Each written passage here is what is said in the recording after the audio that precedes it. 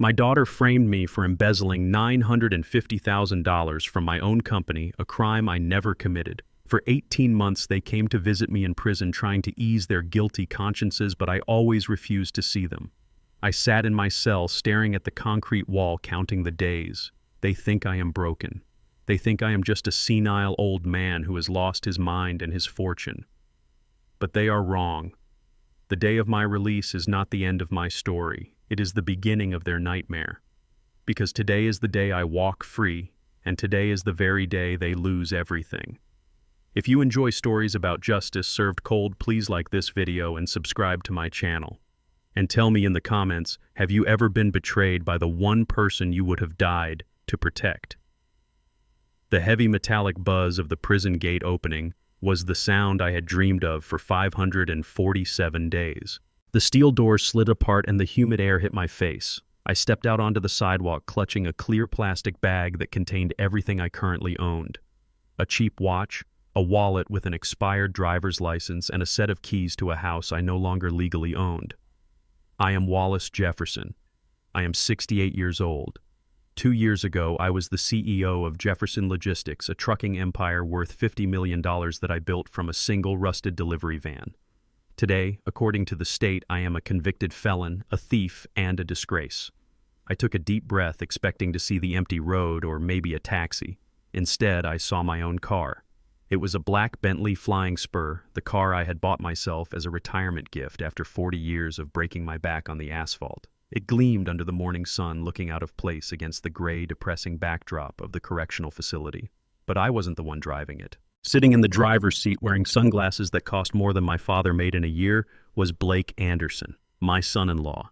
The man I had welcomed into my home, the man I had promoted to chief financial officer, the man who had looked me in the eye and called me dad while he was stabbing me in the back. And next to him in the passenger seat was Zoe, my daughter, my only child. She was wearing a silk scarf around her head, looking down at her lap, refusing to look toward the gate, refusing to look at me. I stood there frozen. The audacity was breathtaking. They had driven my car to pick me up from the prison they had put me in. Blake saw me and smiled. It wasn't a smile of welcome. It was the smirk of a predator who thinks the prey is already dead. He didn't open the door. He didn't get out to shake my hand. He simply rolled down the tinted window. The electronic hum of the window lowering was the only sound in the silence. Blake leaned out, resting his elbow on the doorframe. He looked fresh, clean, expensive.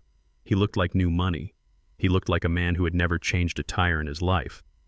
"Need a ride, Wallace?" he asked. His voice was casual, light, as if we were meeting at a country club and not a penitentiary. "Or did you forget how to ride in luxury after sleeping on a cot for a year and a half?" I didn't answer. I just stared at him. I stared at the man who was white, young, and entitled, sitting in the seat that a black man from the South Side had worked 4 decades to earn. I looked past him to Zoe. "Zoe," I said. My voice was raspy from lack of use. I hadn't spoken much in prison. "Look at me." She flinched. I saw her shoulders tighten. She turned her head slightly, but she couldn't make eye contact. She stared at the dashboard. "She can't hear you, Wallace," Blake said, laughing softly. "She's a bit embarrassed. You understand, right? It's not great for our image to be seen picking up a convict. We just came to give you a little severance package. Consider it a thank you for building the company. We'll take it from here." Blake reached into his jacket pocket and pulled out a stack of bills. It was a thick wad of $100 bills wrapped in a rubber band. He weighed it in his hand for a second, looking at me with pure contempt.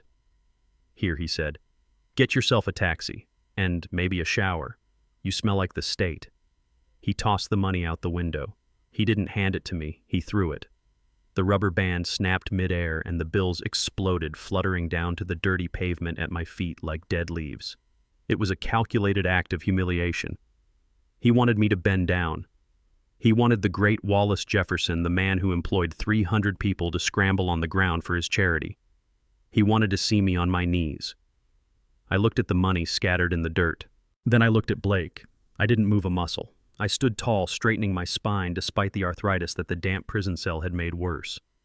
I stepped forward, raising my boot, and I stepped directly onto the face of Benjamin Franklin lying on the asphalt. I walked right over the money.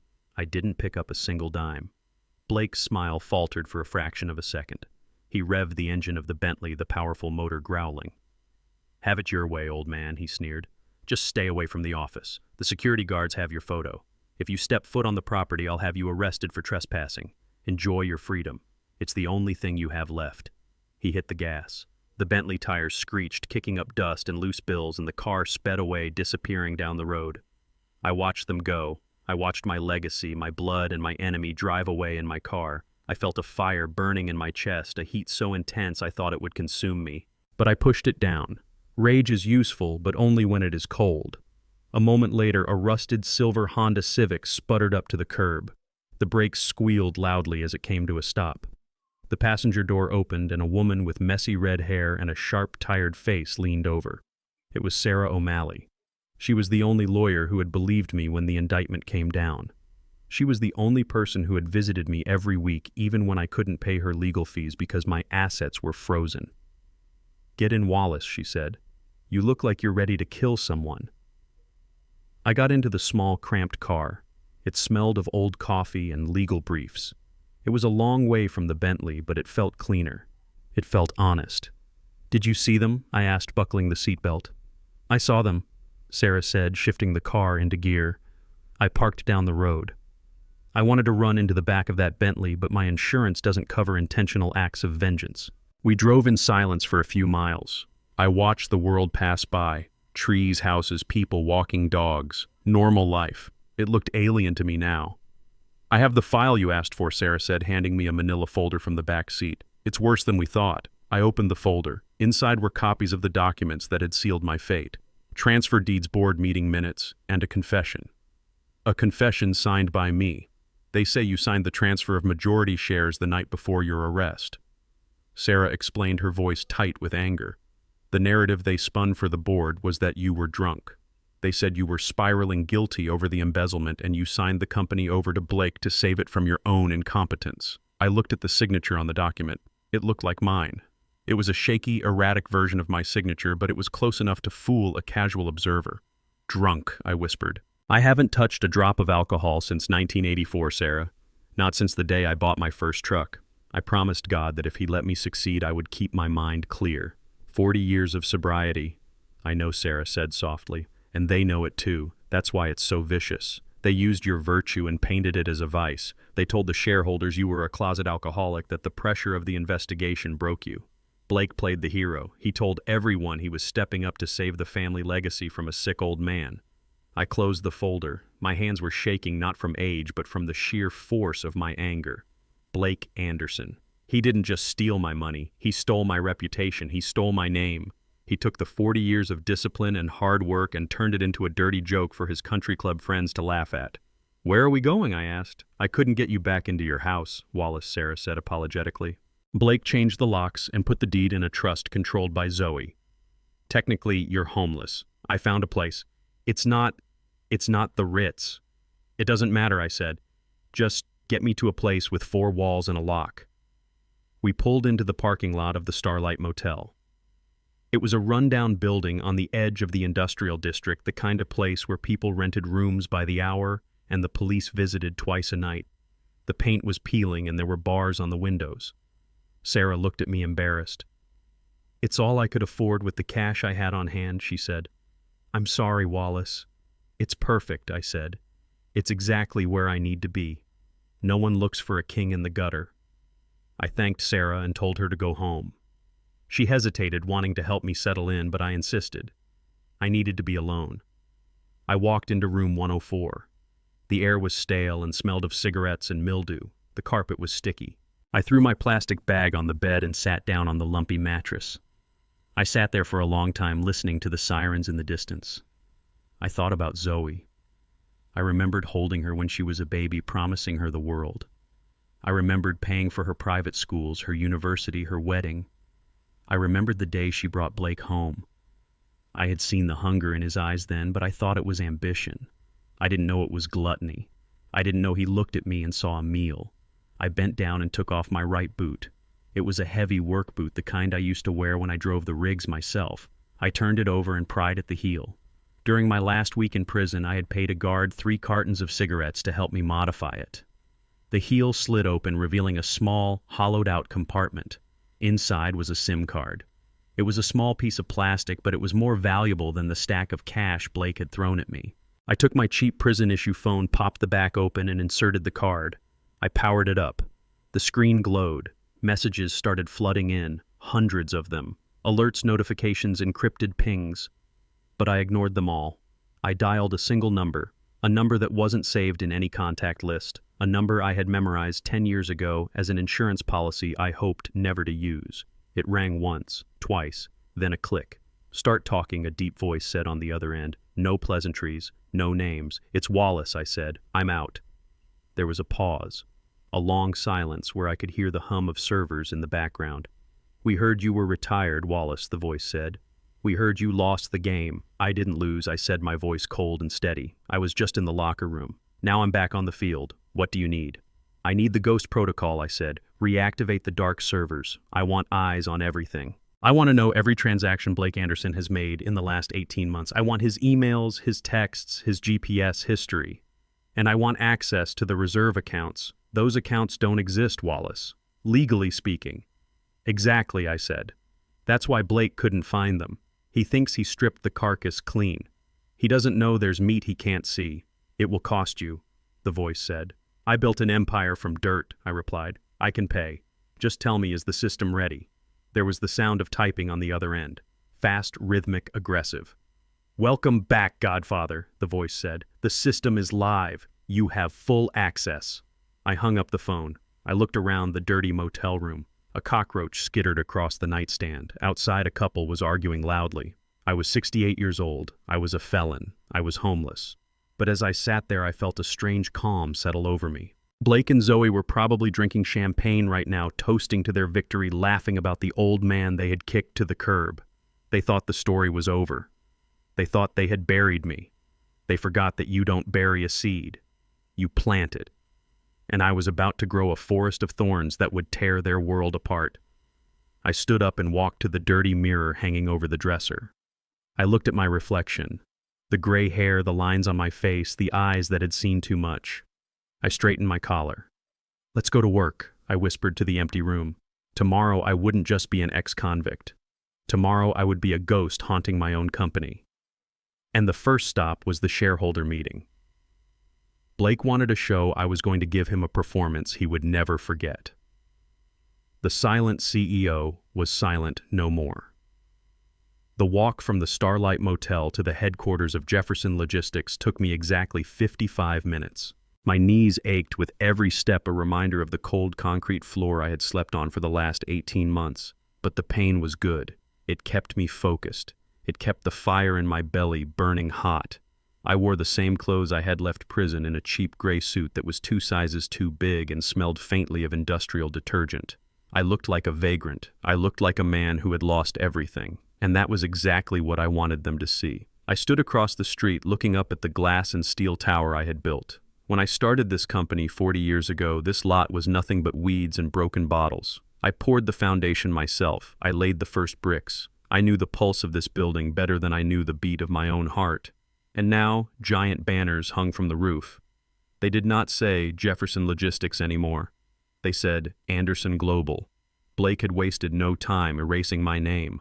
He wanted to scrub the history clean to pretend that the company had sprung fully formed from his own mediocre forehead. I walked to the front entrance. The revolving doors were spinning, admitting men in Italian suits and women in cocktail dresses. Security guards with earpieces stood like statues, checking names on a digital list. I knew I wasn't on that list. If I tried to walk through the front door, they would tackle me before I took 3 steps. Blake would love that. A photo of me in handcuffs on the front page of the business section would be the final nail in my coffin. I turned and walked down the alleyway toward the loading docks. The air here smelled of diesel and grease. It was the smell of money. It was the smell of work. I walked up to the service entrance. A young guard I didn't recognize stepped forward, his hand resting on his belt. "You can't be back here, old-timer," he said. "This is a restricted area. Move along." I didn't move. I looked past him to the security booth. Inside, an older man was eating a sandwich watching a bank of monitors. It was Reggie. I had hired Reggie 20 years ago when no one else would give him a chance because of a bad leg. I paid for his surgery. I put his daughter through nursing school. "Reggie," I called out. My voice was deep and steady. The man in the booth froze. He looked up, squinting through the glass. He dropped his sandwich and scrambled for the door. He limped out, his eyes wide with disbelief. "Mr. Wallace," he whispered, "Lord have mercy, they said you were gone for good." "Open the door, Reggie," I said. "Mr. Wallace, you know I can't do that," he stammered, looking nervously at the young guard. "Mr. Blake sent a memo this morning. Your face is on it. It says, 'Do not admit under any circumstances.' It says to call the police on site." "Reggie," I said, stepping closer, "look at me. Do I look like a man who is here to cause trouble? I just want to see what they have done to my company.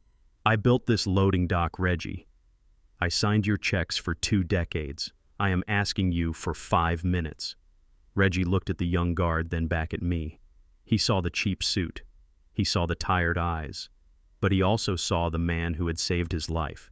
He took a deep breath and reached for his keycard. "Take a break, kid," he told the young guard. "Go check the perimeter on the north side." The young guard hesitated, then shrugged and walked away. Reggie swiped his card. The heavy steel door clicked and hissed open.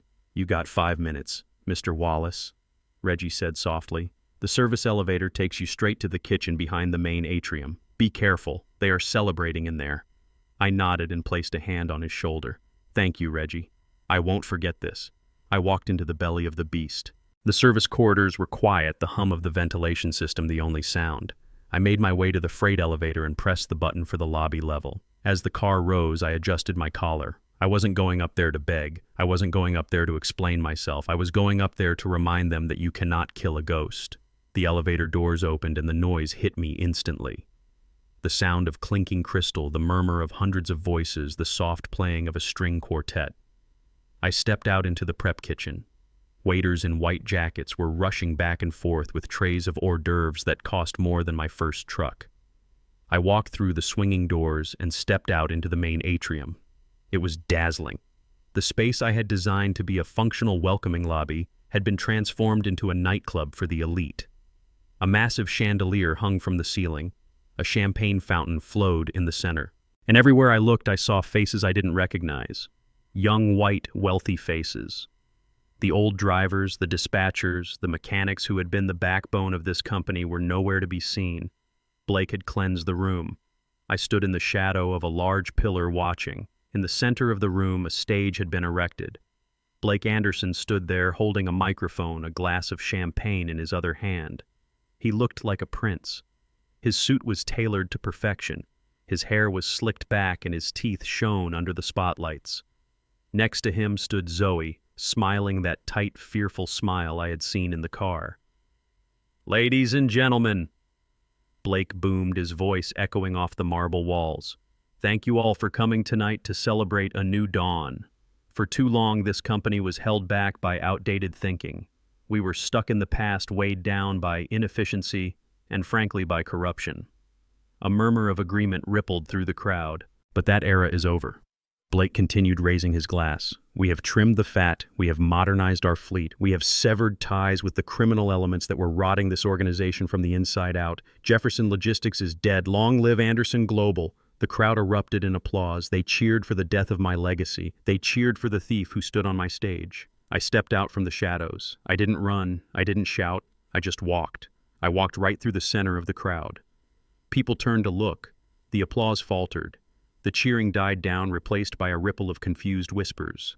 They saw an old black man in a baggy prison-issue suit walking with the gait of a soldier. They parted like the Red Sea, not out of respect, but out of discomfort. They didn't want to touch me. I was a stain on their perfect evening. Blake saw me. He stopped mid-sentence. His smile froze, then twisted into a sneer of pure amusement. He didn't call for security. He didn't seem afraid. Why would he be? To him, I was nothing but a prop, a visual aid for his speech. "Well, well, well," Blake said into the microphone, his voice dripping with mock surprise. "Look who decided to crash the party. Everyone, please welcome the ghost of Christmas past, the man who made all this modernization necessary, Wallace Jefferson." A few people laughed nervously. Zoe looked like she was about to faint. She grabbed Blake's arm, whispering something, but he shook her off.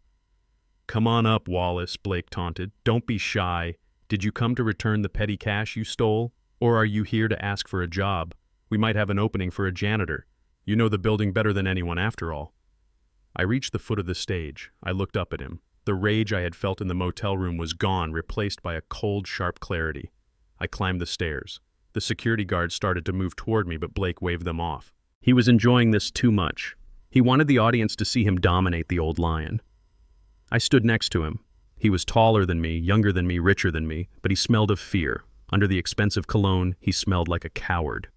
I didn't reach for the microphone. I didn't say a word to the crowd. I turned my back on him. Behind the stage, leaning against the wall, was a massive oil painting. It was my official portrait, the one that had hung in the boardroom for 15 years. In the painting, I was sitting at my desk looking stern and proud. Blake had taken it down. He had propped it up against the wall like a piece of trash waiting for the dumpster. I walked over to the painting. The eyes in the portrait seemed to look at me, judging me, asking me why I had let this happen. I reached into the pocket of my jacket. My fingers closed around the cold metal of a Zippo lighter. It was the only thing of value I had left, a gift from my father when I started the business. It had survived the prison intake because I had slipped it to a sympathetic guard who returned it to me upon release. I flicked the lid open. The metallic click was sharp and loud in the silent room. "What are you doing, old man?" Blake asked, his voice losing some of its bravado. "Get away from that." I spun the wheel. The flame flared up orange and hungry. I looked at Blake one last time. I wanted him to remember this moment. I wanted him to remember the look in my eyes when everything changed. I lowered the lighter to the corner of the canvas. The oil paint caught instantly. The fire licked up the side of the frame, devouring the image of the man I used to be. It spread quickly, the dry canvas turning into a sheet of flame. Black smoke curled up toward the ceiling. The crowd gasped. Screams erupted from the front row. "Wallace, are you insane?" Blake shouted, backing away from the heat. "Security, get him." I stepped back as the fire grew, the heat radiating against my face. I watched my own face melt and burn. It was a funeral pyre for Wallace the victim, Wallace the prisoner. The smoke reached the ceiling sensors.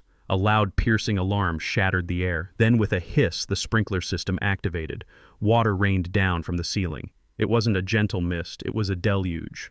The dirty, stagnant water from the pipes sprayed over the crowd. The women screamed as their silk dresses were soaked. The investors cursed as their suits were ruined. The champagne fountain filled with gray water. The string quartet scrambled to save their instruments. Blake stood on stage, water dripping from his nose, his hair plastered to his skull.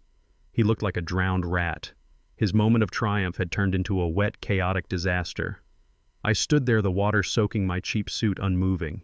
The fire hissed and died, leaving only a charred frame. Blake lunged at me, grabbing my lapels. "You senile old fool," he spat spit flying from his mouth. "You just committed arson. You're going back to jail tonight. I'll make sure you die in a cell. This is my building. This is my company. You have nothing." I grabbed his wrists. My grip was iron. 40 years of steering heavy trucks had given me hands that didn't weaken. I squeezed until I saw him wince. I pulled him close, so close I could see the veins popping in his forehead. "You are a smart man, Blake," I said, my voice low and dangerous, cutting through the sound of the alarm. "You know numbers. You know spreadsheets. But you don't know history." I shoved him back. He stumbled, slipping on the wet stage, and fell hard onto his backside. The crowd watched in stunned silence, the only sound the relentless falling of the water. "You forged my signature to transfer the company shares," I said, raising my voice so the soaked investors could hear me. "You stole the trucks. You stole the contracts. But you forgot to check the deed to the real estate." I pointed a finger at the floor. "The company pays rent, Blake. It pays rent to the landlord. And the landlord isn't Jefferson Logistics. The landlord is Wallace Jefferson. Personally." Blake's eyes widened. He scrambled to stand up, slipping again. "I never transferred the deed," I said.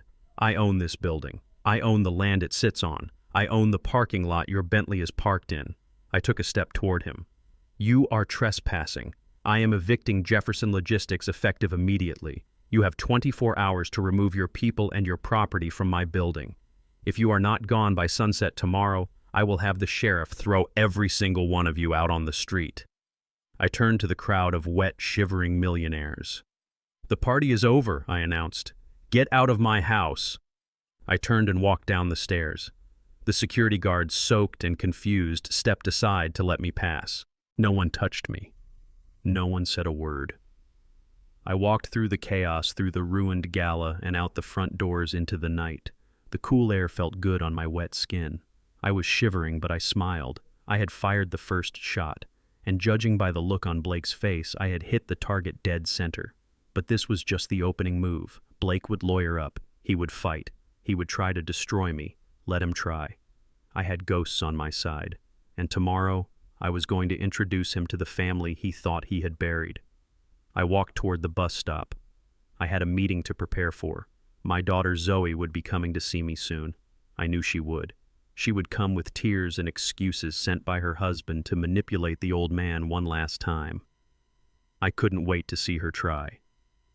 I sat on the edge of the lumpy motel mattress staring at the water stains on the ceiling, but my mind was 18 months in the past. It was a Tuesday morning. The memory was burned into my brain like a brand on cattle. I was drinking my morning coffee reading the paper when the front door of my house exploded inward. A SWAT team poured into my hallway screaming orders. I was thrown to the ground, my face pressed against the cold hardwood floor. I was confused. I thought it was a mistake. I kept shouting that I was Wallace Jefferson and that I had done nothing wrong. They hauled me up and dragged me into the study. The room was tossed. Books were pulled off shelves. Drawers were emptied. But the officers were focused on one thing. The wall safe hidden behind the portrait of my late wife. It was a heavy, high-security safe. I was the only person who knew the combination, or so I thought. "Open it!" the officer screamed. I refused. I told them to get a warrant. I told them to call my lawyer. But then I saw her. Zoe was standing in the doorway. She was wearing her silk pajamas, clutching her robe tight around her chest. She looked terrified. I thought she was scared for me. I thought she was crying because her father was being treated like a criminal. I was wrong. She stepped forward. Her hand was shaking as she pointed a manicured finger at the safe. "The combination is 482610, she whispered. The officer looked at her, then back at the safe. He spun the dial. The tumblers clicked. The heavy steel door swung open. Inside, stacked neatly in bands of 10s and 20s, was $950,000 in cash. It was dirty money. It wasn't mine. I had never seen it before in my life. I looked at Zoe. I waited for her to scream that it was a setup. I waited for her to defend me. Instead, she looked at the floor. I saw a tear roll down her cheek, but it wasn't a tear of sadness. It was a tear of guilt. She knew the money was there because she helped put it there. Blake couldn't open that safe. Only Zoe could. She had sold her own father for a stack of paper. A knock at the motel door snapped me back to the present. The sound was soft, hesitant. I knew who it was before I opened it. I could smell her perfume through the crack in the door. Expensive floral cloying. I opened the door. Zoe stood there in the flickering light of the hallway. She looked out of place in this dump. She was wearing a trench coat that probably cost more than this entire building. In her hands, she held a plastic container. Steam was fogging up the lid. "Daddy," she said softly. Her voice was small, like a child who had broken a vase. I stepped back, leaving the door open. She walked in, looking around the room with a mixture of disgust and pity. She saw the peeling wallpaper. She saw the cockroach trap in the corner. She saw the single bag of clothes on the floor. "I brought you some gumbo," she said, lifting the container. "It is Mama's recipe. I know you haven't had a good meal in a long time. I thought maybe we could eat and talk." She walked toward the small round table by the window. She started to pry the lid off the container. The smell of spices and sausage filled the room. It smelled like home. It smelled like the Sunday dinners we used to have before Blake came into our lives. For a second, my stomach growled. For a second, I wanted to sit down and let her feed me. But then I remembered the safe. I remembered the code, 482610. I walked over to her. I took the container from her hands. It was warm. She smiled, a hopeful, fragile smile. "Thank you, Daddy," she started to say. I turned around and walked to the metal trash can by the bathroom door. I dropped the container inside. It hit the bottom with a heavy, wet thud. I put the lid of the trash can back on. "I don't eat charity from traitors," I said. My voice was calm, cold, dead. Zoe flinched as if I had slapped her. The tears started instantly. Big practice tears that welled up in her eyes and spilled over her perfect makeup. "Why are you being so difficult?" she cried. "We are trying to help you. Blake is trying to help you. Do you think we wanted this? Do you think we wanted you to go to jail?" "It broke our hearts, Daddy. Blake is trying to help me," I repeated. Is that why he threw money at me like I was a stripper? Is that why he changed the locks on my house? He is under a lot of pressure, Zoe said, wiping her eyes. The company was in trouble. The investors were panicking. He had to show strength. He had to distance the brand from the scandal. He saved the company, Daddy. He saved your legacy. My legacy is ashes, I said. I burned it tonight. Or didn't he tell you? He told me, she said, her voice hardening slightly. He told me you are sick. He told me you are dangerous. He said you set a fire in a room full of people. Daddy, look at where you are living. This place is filthy. You are not well. I am perfectly fine, Zoe. I see things clearer than I ever have.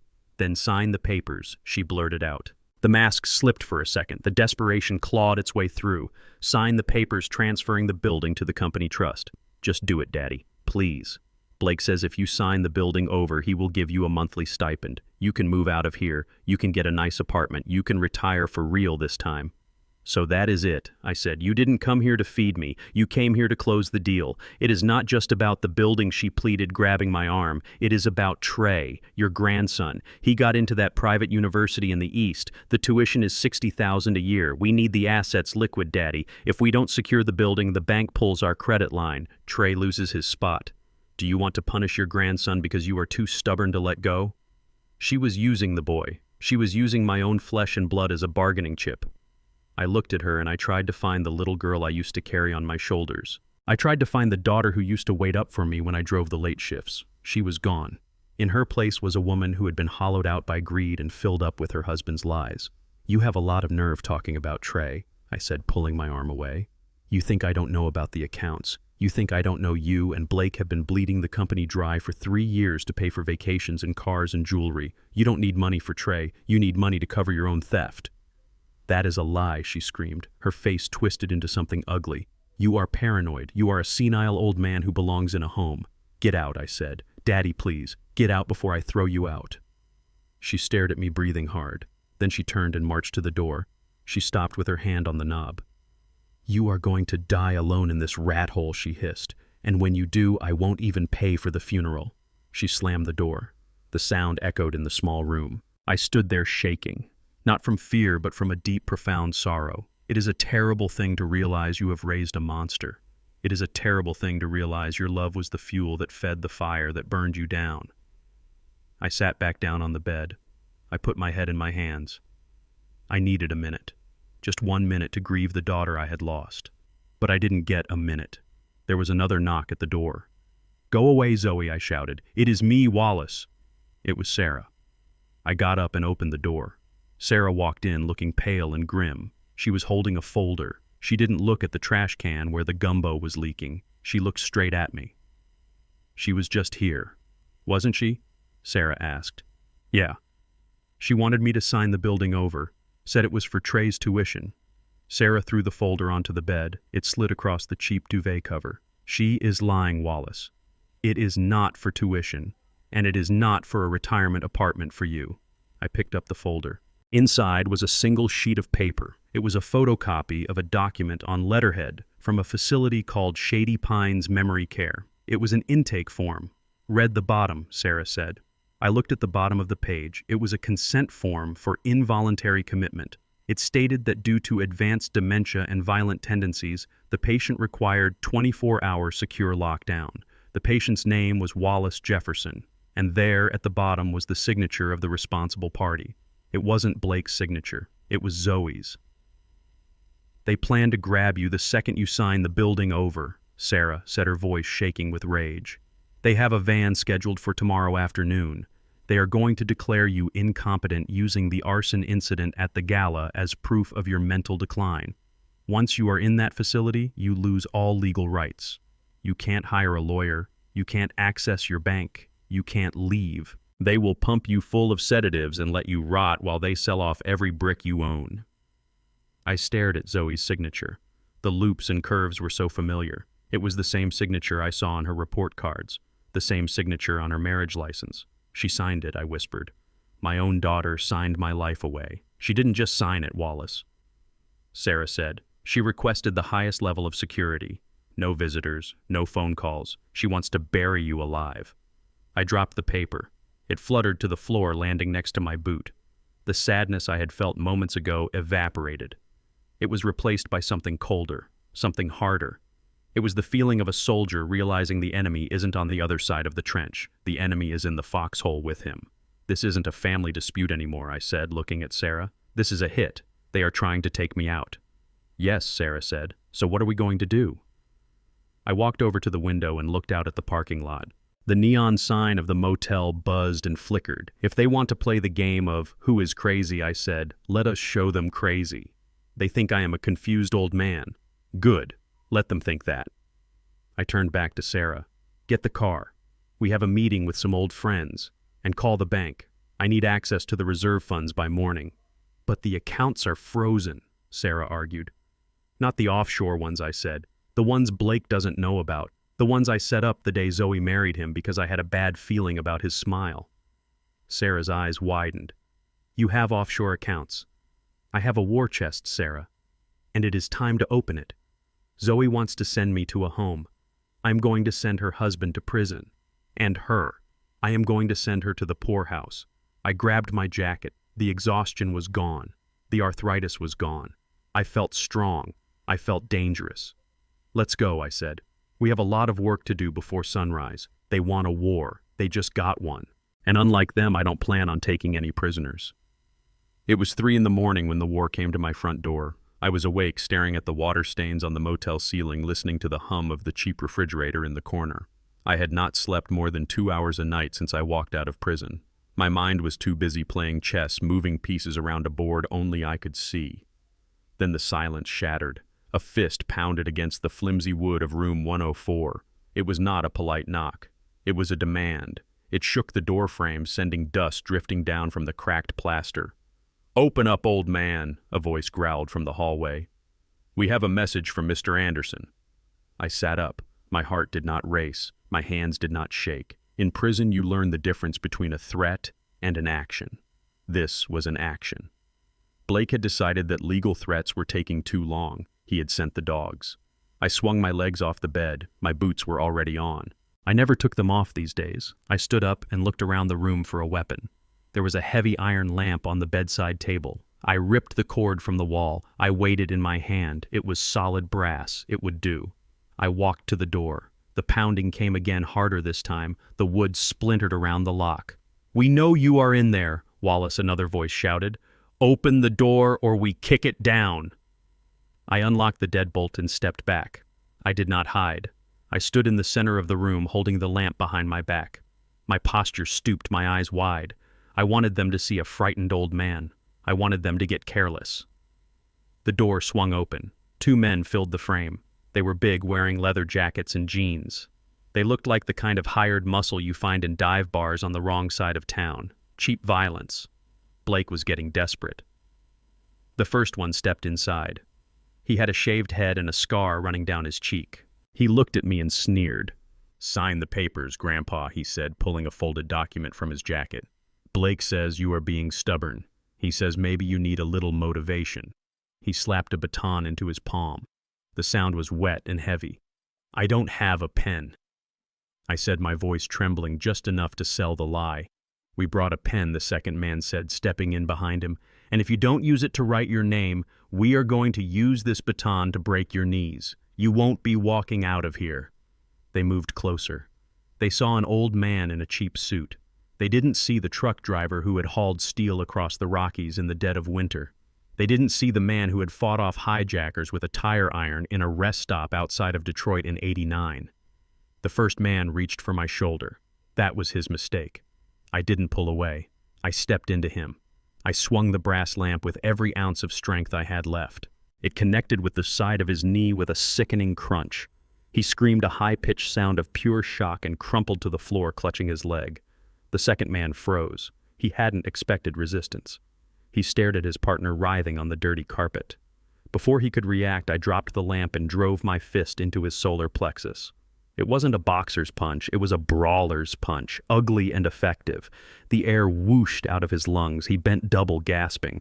I grabbed him by the collar of his leather jacket and shoved him backward. He tripped over his fallen friend and slammed into the doorframe. "Get out!" I roared. My voice filled the small room, loud and terrifying. Tell Blake that if he wants to break my legs, he better come do it himself." The second man scrambled to his feet. He looked at me with wide, terrified eyes. He looked at the lamp on the floor. He looked at his friend who was groaning and trying to stand. "You are crazy," the man gasped. He grabbed his partner by the arm and dragged him out the door. They stumbled down the hallway, cursing and limping. I watched them go. I watched them pile into a black sedan and peel out of the parking lot. I closed the door. The lock was broken, but I shoved a chair under the handle. My chest was heaving. My knuckles ached. But I felt alive. I felt strong. Blake had made a critical error. He thought violence would scare me. He forgot that I built my company with grit and blood. He had just reminded me that this was a street fight, and I knew the streets better than he ever would. I sat back down on the bed, breathing hard. I needed to call Sarah. I needed to tell her that things had escalated. But before I could reach for my burner phone, there was a tap on the window. It was a specific rhythm. 3 taps. Pause. 2 taps. I pulled back the curtain. Sarah was standing there, her face pale in the neon light. She was holding a thick file folder against her chest. I moved the chair and opened the door. She rushed in, locking eyes with the broken doorframe. "Did they come here?" she asked, looking around the room. "They came," I said, rubbing my sore hand. "They left. They won't be back tonight."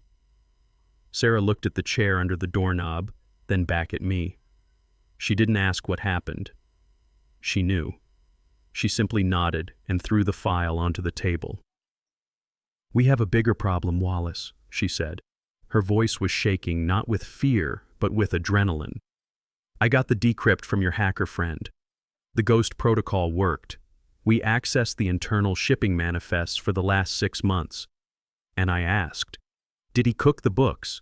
He didn't just cook them, Wallace. He burned the kitchen down." Sarah opened the file, spreading spreadsheets across the table. "Look at this. Route 9, Route 14, Route 22. These trucks are running empty on the return trips according to the official logs. But look at the fuel consumption. They are burning fuel like they are hauling maximum weight." I looked at the numbers. She was right. A heavy truck burns fuel differently than an empty one. Blake was moving cargo off the books. "What is he moving?" I asked. Sarah pulled out a grainy photo. It looked like it was taken from a surveillance camera inside a warehouse. It showed crates being loaded onto a Jefferson Logistics truck. The crates weren't marked with our company logo. They were marked with a symbol I recognized from the news, a cartel insignia. "He is moving precursor chemicals for synthetic drugs," Sarah whispered. "He is washing money for the cartel, Wallace.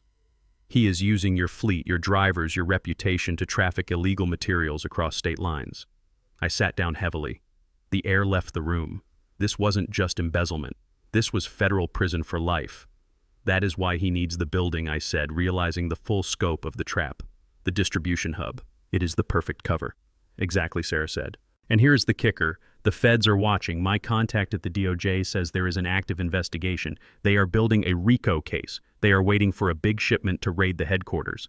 If I take the company back tomorrow," I said, my voice cold, "I become the owner of record during a federal raid." Sarah nodded.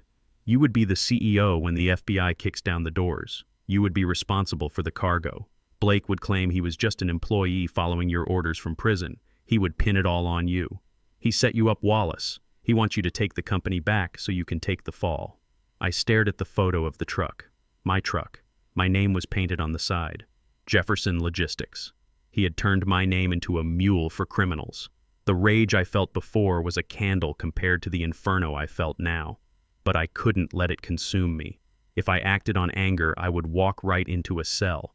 I needed to be smart. "So we can't evict him," I said. "Not yet." "No," Sarah said. "If you kick him out now, you inherit a crime scene. We need him to be the one holding the keys when the feds arrive. We need him to sign for that shipment." I looked at the date on the manifest. The next major shipment was scheduled for tomorrow afternoon. 2 tons of chemicals coming into the main hub. "He tried to force me to sign the building over tonight," I said, thinking fast. "He sent thugs to break my legs because he needs the title clear before that shipment arrives. He wants to leverage the building to pay the cartel. He is broke, Sarah. He needs the loan to buy the product." "So what do we do?" Sarah asked. "We give him what he wants," I said. Sarah looked at me like I was crazy. "You want to sign the building over to him." "I want him to feel safe," I said. "I want him to think he won. If he thinks he owns the building, he will sign the loan papers. He will accept the shipment. He will put his name on everything. I reached for my phone. My hands were steady now. I knew exactly what I had to do. It was the hardest thing I had ever done. I had to play the victim. I had to let the man who destroyed my life think he had broken me. I dialed Blake's number. It rang 4 times. "Yeah," he answered. His voice was impatient, angry. "Blake!" I said. I let my voice crack. I put a tremor in it, a whine of fear and pain. "Please." "Call them off," Wallace Blake said, his tone shifting instantly to amusement. "Having a rough night, are we?" "They hurt me, Blake," I sobbed into the phone. "They hurt my leg. I can't take this anymore. I am an old man. I just want peace." "We all want peace," Wallace Blake said soothingly. "You know what you have to do." "I'll sign," I said. "Just tell me where.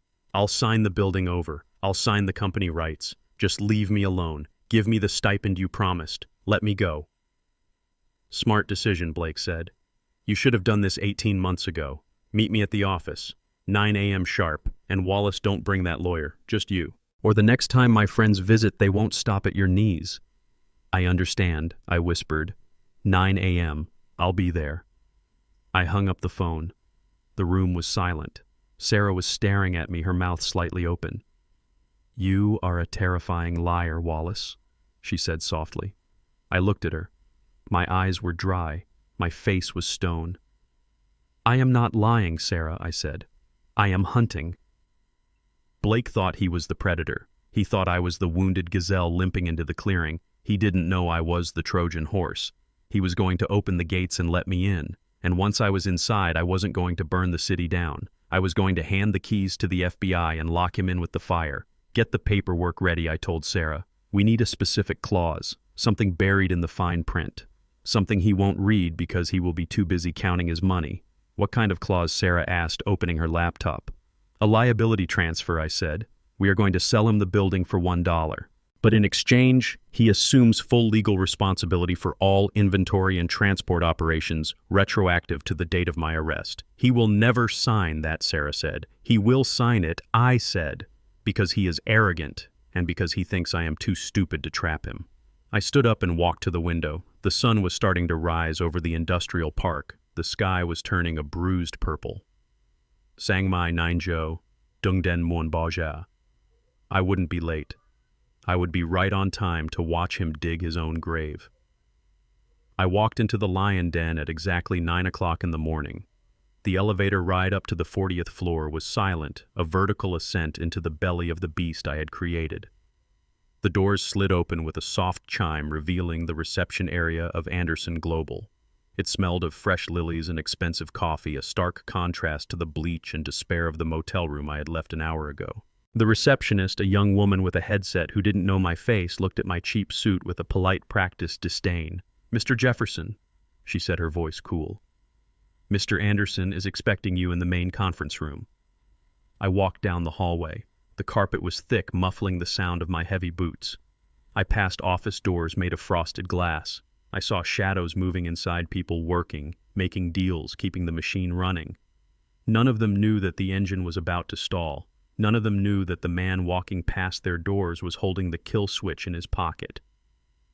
I pushed open the double doors to the main conference room. It was a vast space dominated by a table made of black marble that looked like a tombstone. The walls were floor-to-ceiling glass, offering a panoramic view of the city skyline. It was the view I had worked 40 years to earn. Now it belonged to the sharks. Blake was sitting at the head of the table, my seat. He was flanked by 3 lawyers in dark blue suits. They looked like vultures waiting for a carcass. On the table in front of them sat a stack of documents 3 inches thick. The contract. The surrender. "You made it," Blake said, not bothering to stand up.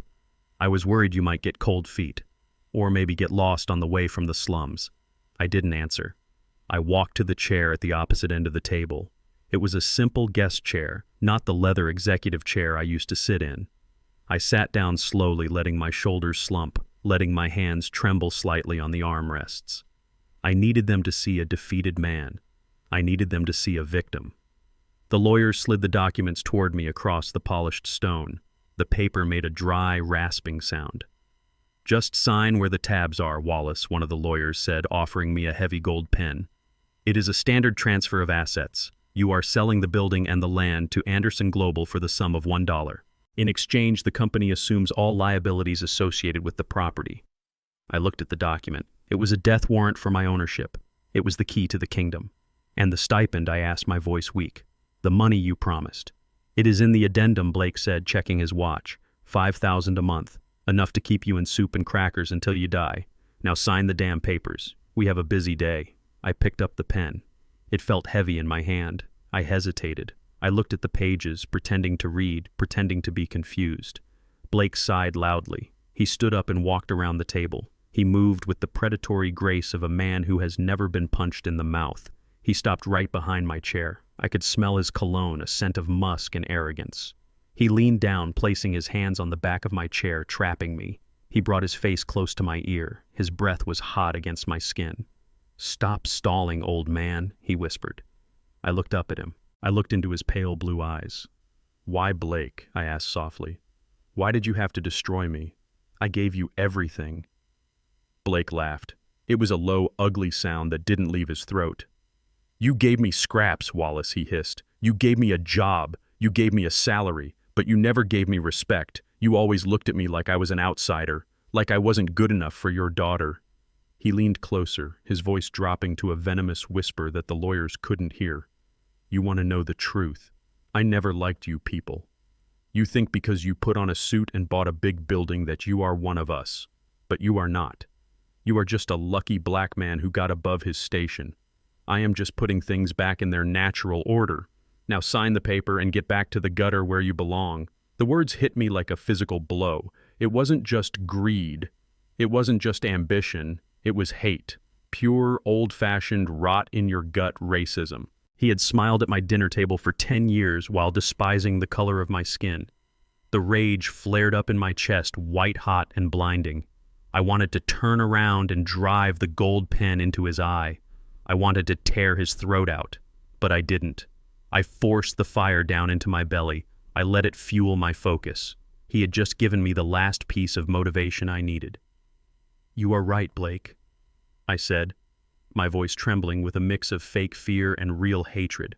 "I don't belong here anymore." I bent over the paper. I put the nib of the pen to the signature line. I signed my name, Wallace Jefferson, but I didn't stop there.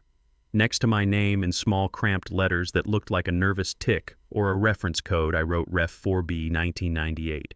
It looked like legal jargon. It looked like a file number. Blake snatched the papers away the second I lifted the pen. He didn't even look at the signature. He just checked to make sure the line was filled. He handed the stack to the lawyer. "File it," Blake ordered. "Get the title transfer recorded immediately. I want the deed in my name by noon." He turned back to me. He was beaming. It was the smile of a man who had just won the lottery. "Get him out of here," Blake said to the lawyers, waving a hand at me like I was a fly. "And tell security to change the access codes. If he comes back, shoot him." I stood up. My knees popped. I looked at Blake one last time. He was already on his phone, probably calling his cartel contacts, probably telling them the hub was secure for the shipment. "Enjoy the view, Blake," I said. "It is a long way down." He didn't even look up. He was too busy typing. I walked out of the conference room. I walked back down the long hallway, past the frosted glass, past the receptionist who didn't look at me. I stepped into the elevator and pressed the button for the lobby. As the doors closed, I pulled out my burner phone. My hands were steady. My heart was beating a slow, rhythmic drum of war. I dialed Sarah. She answered on the first ring. "Did you sign it?" she asked. "I signed it," I said. "Did he see the code?" "He didn't even look." "He was too busy calling me a lucky black man," good Sarah said. Her voice was sharp professional. "I am at the courthouse now. I have the affidavit you signed in prison. The one where you swore that any signature provided under duress would be marked with that specific reference code." "File it," I said. "Trigger Clause 4B, Clause 4B. It was a poison pill buried deep in the original corporate bylaws from 1998. I had written it myself with my first lawyer, a man who knew that people like me often got pushed out of the things we built. The clause stated that if the founder was forced to sell or transfer shares under duress, and could prove it via a prearranged signal, the entire board of directors would be immediately suspended. All voting rights would be frozen. All executive powers would be paralyzed for 30 days pending an independent external audit.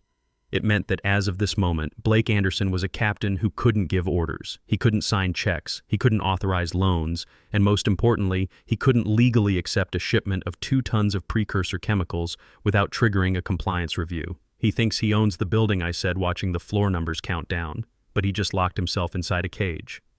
The shipment arrives at 4, Sarah said. The bank needs his signature on the loan documents by 2 to release the funds to pay the cartel. He won't be able to sign, I said.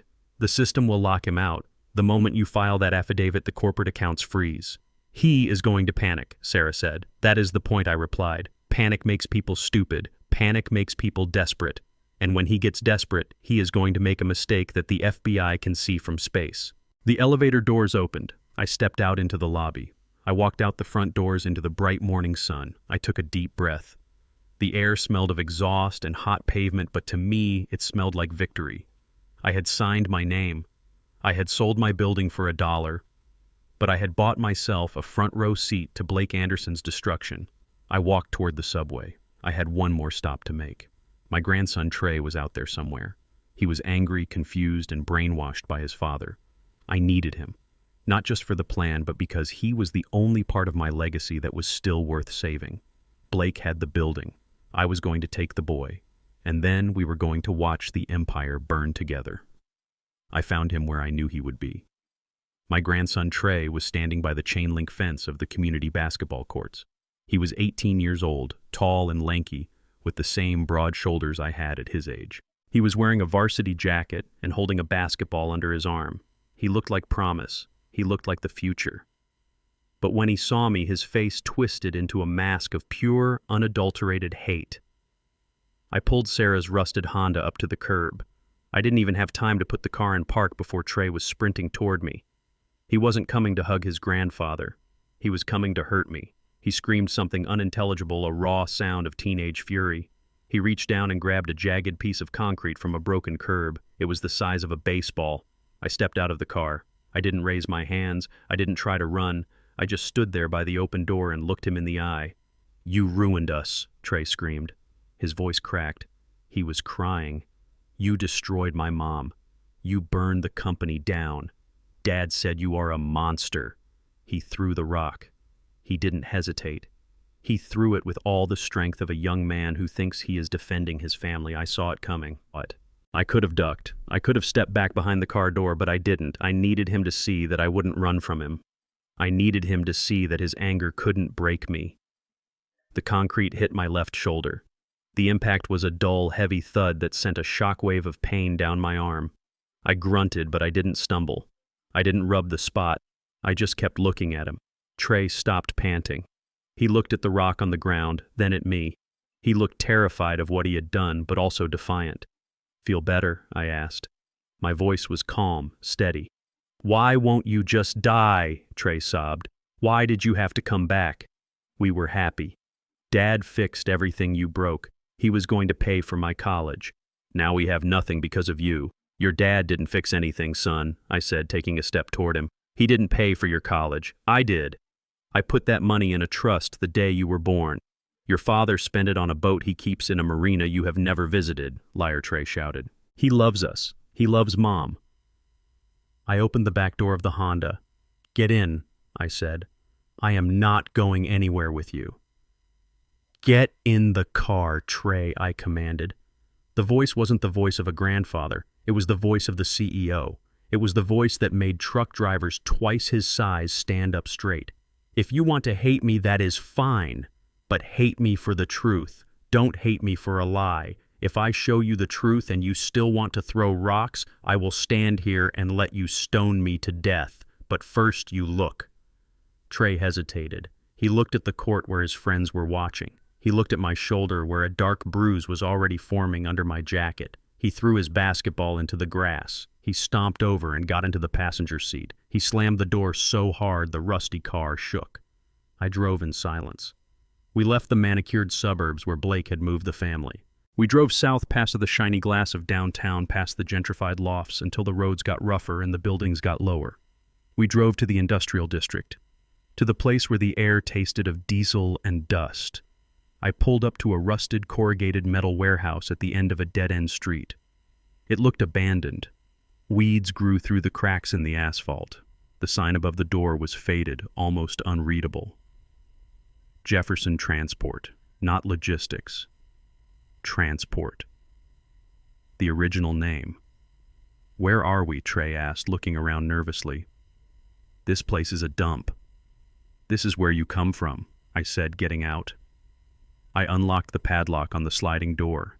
It groaned as I pushed it open, revealing the dark, cavernous space inside. I flipped a breaker switch. A row of buzzing yellow lights flickered on. In the center of the empty warehouse sat a single truck. It was a 1984 Mack Superliner. It was painted a deep metallic blue. It was spotless. I had kept it here for 30 years, maintaining it myself on weekends. It was the first truck I ever bought, the truck that built the empire. Trey walked around it. He looked unimpressed. "It is just an old truck," he said. I walked over to the truck and rested my hand on the hood. The metal was cool. "This isn't just a truck," I said. "This is 18 hours a day driving through ice storms. This is sleeping in rest stops because hotels wouldn't rent rooms to colored folks in certain counties. This is missing your mother's first steps because if I didn't make the delivery, we didn't eat." I held up my hands. They were large, calloused, rough. I rolled up my sleeves. "Look at this," I said, pointing to a jagged white scar running from my wrist to my elbow. A tire blew out on I-95 in '92. The rim exploded. It almost took my arm off. I wrapped it in duct tape and finished the run because I had a contract. I pointed to the burn mark on my neck. Radiator hose burst in the desert. Boiling coolant. I fixed it with a piece of rubber and a hose clamp and kept driving. Your father sits in an air-conditioned office tray. He wears suits that cost more than this truck is worth. He tells you he built the company. He tells you he saved it. But has he ever bled for it? Has he ever sweated for it until he was dehydrated? Trey looked at my scars. He looked at the truck. He was listening, but he wasn't convinced. "That doesn't mean he is a bad person," Trey said, his voice wavering. "Just because he didn't drive a truck doesn't mean he doesn't work hard. He is smart, Grandpa. He deals with the finances. He takes care of us. He takes care of himself," I said. I walked back to the car and grabbed an iPad from the back seat. This was the hard part. This was the part that would break his heart. I didn't want to do it. But I had to. It was the only way to save him from becoming his father. I unlocked the screen. I opened a video file. It was grainy footage taken from a hidden camera inside Blake's private office. I handed the tablet to Trey. "Watch," I said, "and listen." Trey took the tablet. On the screen, Blake was sitting on his leather couch. He was holding a glass of scotch. He wasn't alone. A woman was with him. She was young blonde, and she was not Zoe. She was sitting on his lap, running her hands through his hair. It was his personal assistant. Trey's face went pale. He tried to look away, but I held his shoulder. "Keep watching," I said gently. In the video, the woman laughed. She kissed Blake's neck. "So when are you going to leave her?" she asked. "When are you going to dump Zoe?" Blake laughed. It was a cruel, ugly sound. "Soon, baby, soon," he said. "I just need to get the old man to sign over the building. Once the assets are secure, I am filing the papers. I am taking everything, the house, the accounts, the cars. Zoe will be lucky if I leave her with a bus pass." "But what about the kid?" the woman asked. "What about Trey?" Blake took a sip of his drink and sneered. "Trey," he said with a look of pure disgust. "The kid is useless. He is soft. And honestly, looking at him makes me sick. He is too dark. He looks just like his grandfather. Every time I see him, I am reminded that I married into a family of..."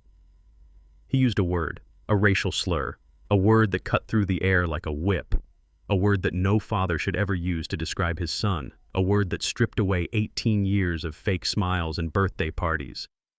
"He is a mongrel," Blake continued. "I will pay his tuition to keep him away from me. I don't want him around when we start our real family. I want kids that look like me." The video ended. The screen went black. Trey stood there in the silent warehouse. He was trembling. His knuckles were white as he gripped the iPad. He didn't scream. He didn't throw it. He just stared at the blank screen as if he could still see his father's face twisting into that look of hatred. Tear ran down his face, hitting the glass of the tablet. He said that Trey whispered. "He really said that." "He has been saying it for years, son," I said softly. "He just never said it when you were in the room. He hates us, Trey. He hates what we are. He hates that he needs our money to feel powerful. He doesn't see you as his son. He sees you as a stain he can't wait to wash off." Trey looked up at me. The boy who had thrown a rock at me 10 minutes ago was gone. In his place was a man who had just had his heart ripped out. His eyes were red, but they were dry now. The shock was turning into something else. It was turning into a cold, hard resolve. It was the Jefferson blood waking up. He wants to take everything, Trey said. He wants to leave Mom with nothing. He wants to destroy us, I corrected. He thinks we are stupid. He thinks we are weak. Trey wiped his face with his sleeve. He looked at the old truck. He looked at my scars. Then he looked me in the eye. "What do we do, Grandpa?" he asked. "We fight," I said. "But we don't fight with rocks. We fight with information. I need to get into his computer, Trey. I need the files he keeps at the house, the ones on his private server, the ones that show where the money really went." "I know his password," Trey said. "I set up the server for him. He thinks I am just the tech support kid. He doesn't think I pay attention." "Can you get access?" I asked. Trey nodded. He looked dangerous now. He looked like a soldier. "I can get in tonight," he said. "He keeps the laptop in his study. He usually passes out drunk by midnight." "It is dangerous," I warned him. "If he catches you..." "Let him catch me," Trey said, his voice like steel. "I want him to look me in the eye. I want to see if he has the guts to say it to my face." "No," I said. "We do this smart. We do this silent. We get the proof, then we bury him. We don't give him a chance to fight back. Are you with me?"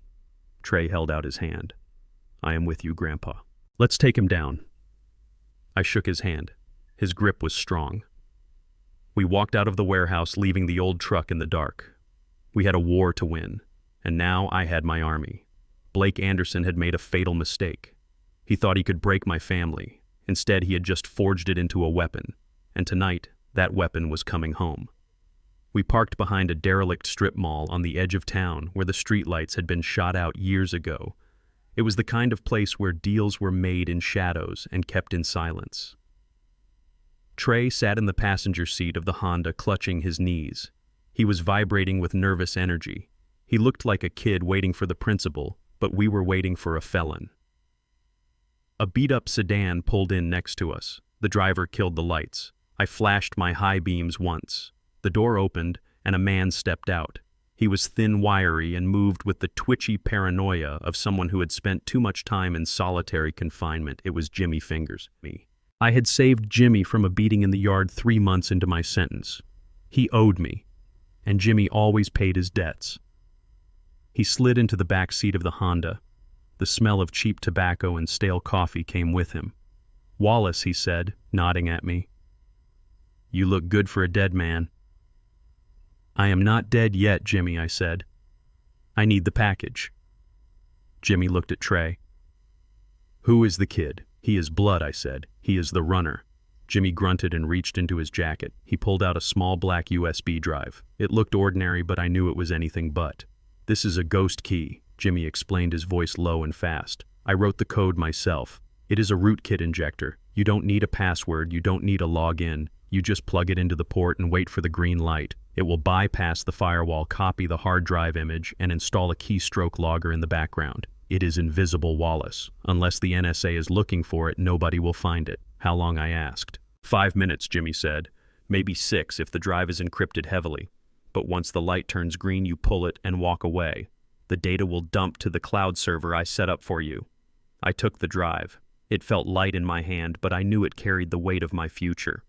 I handed Jimmy an envelope. It wasn't much, just enough cash to get him to the next town and a hot meal. "Thank you, Jimmy." He nodded, took the envelope, and slipped out of the car. He disappeared into the night like smoke. I turned to Trey. He was staring at the USB drive in my hand. "You heard the man," I said. 5 minutes. Can you do it?" Trey took the drive.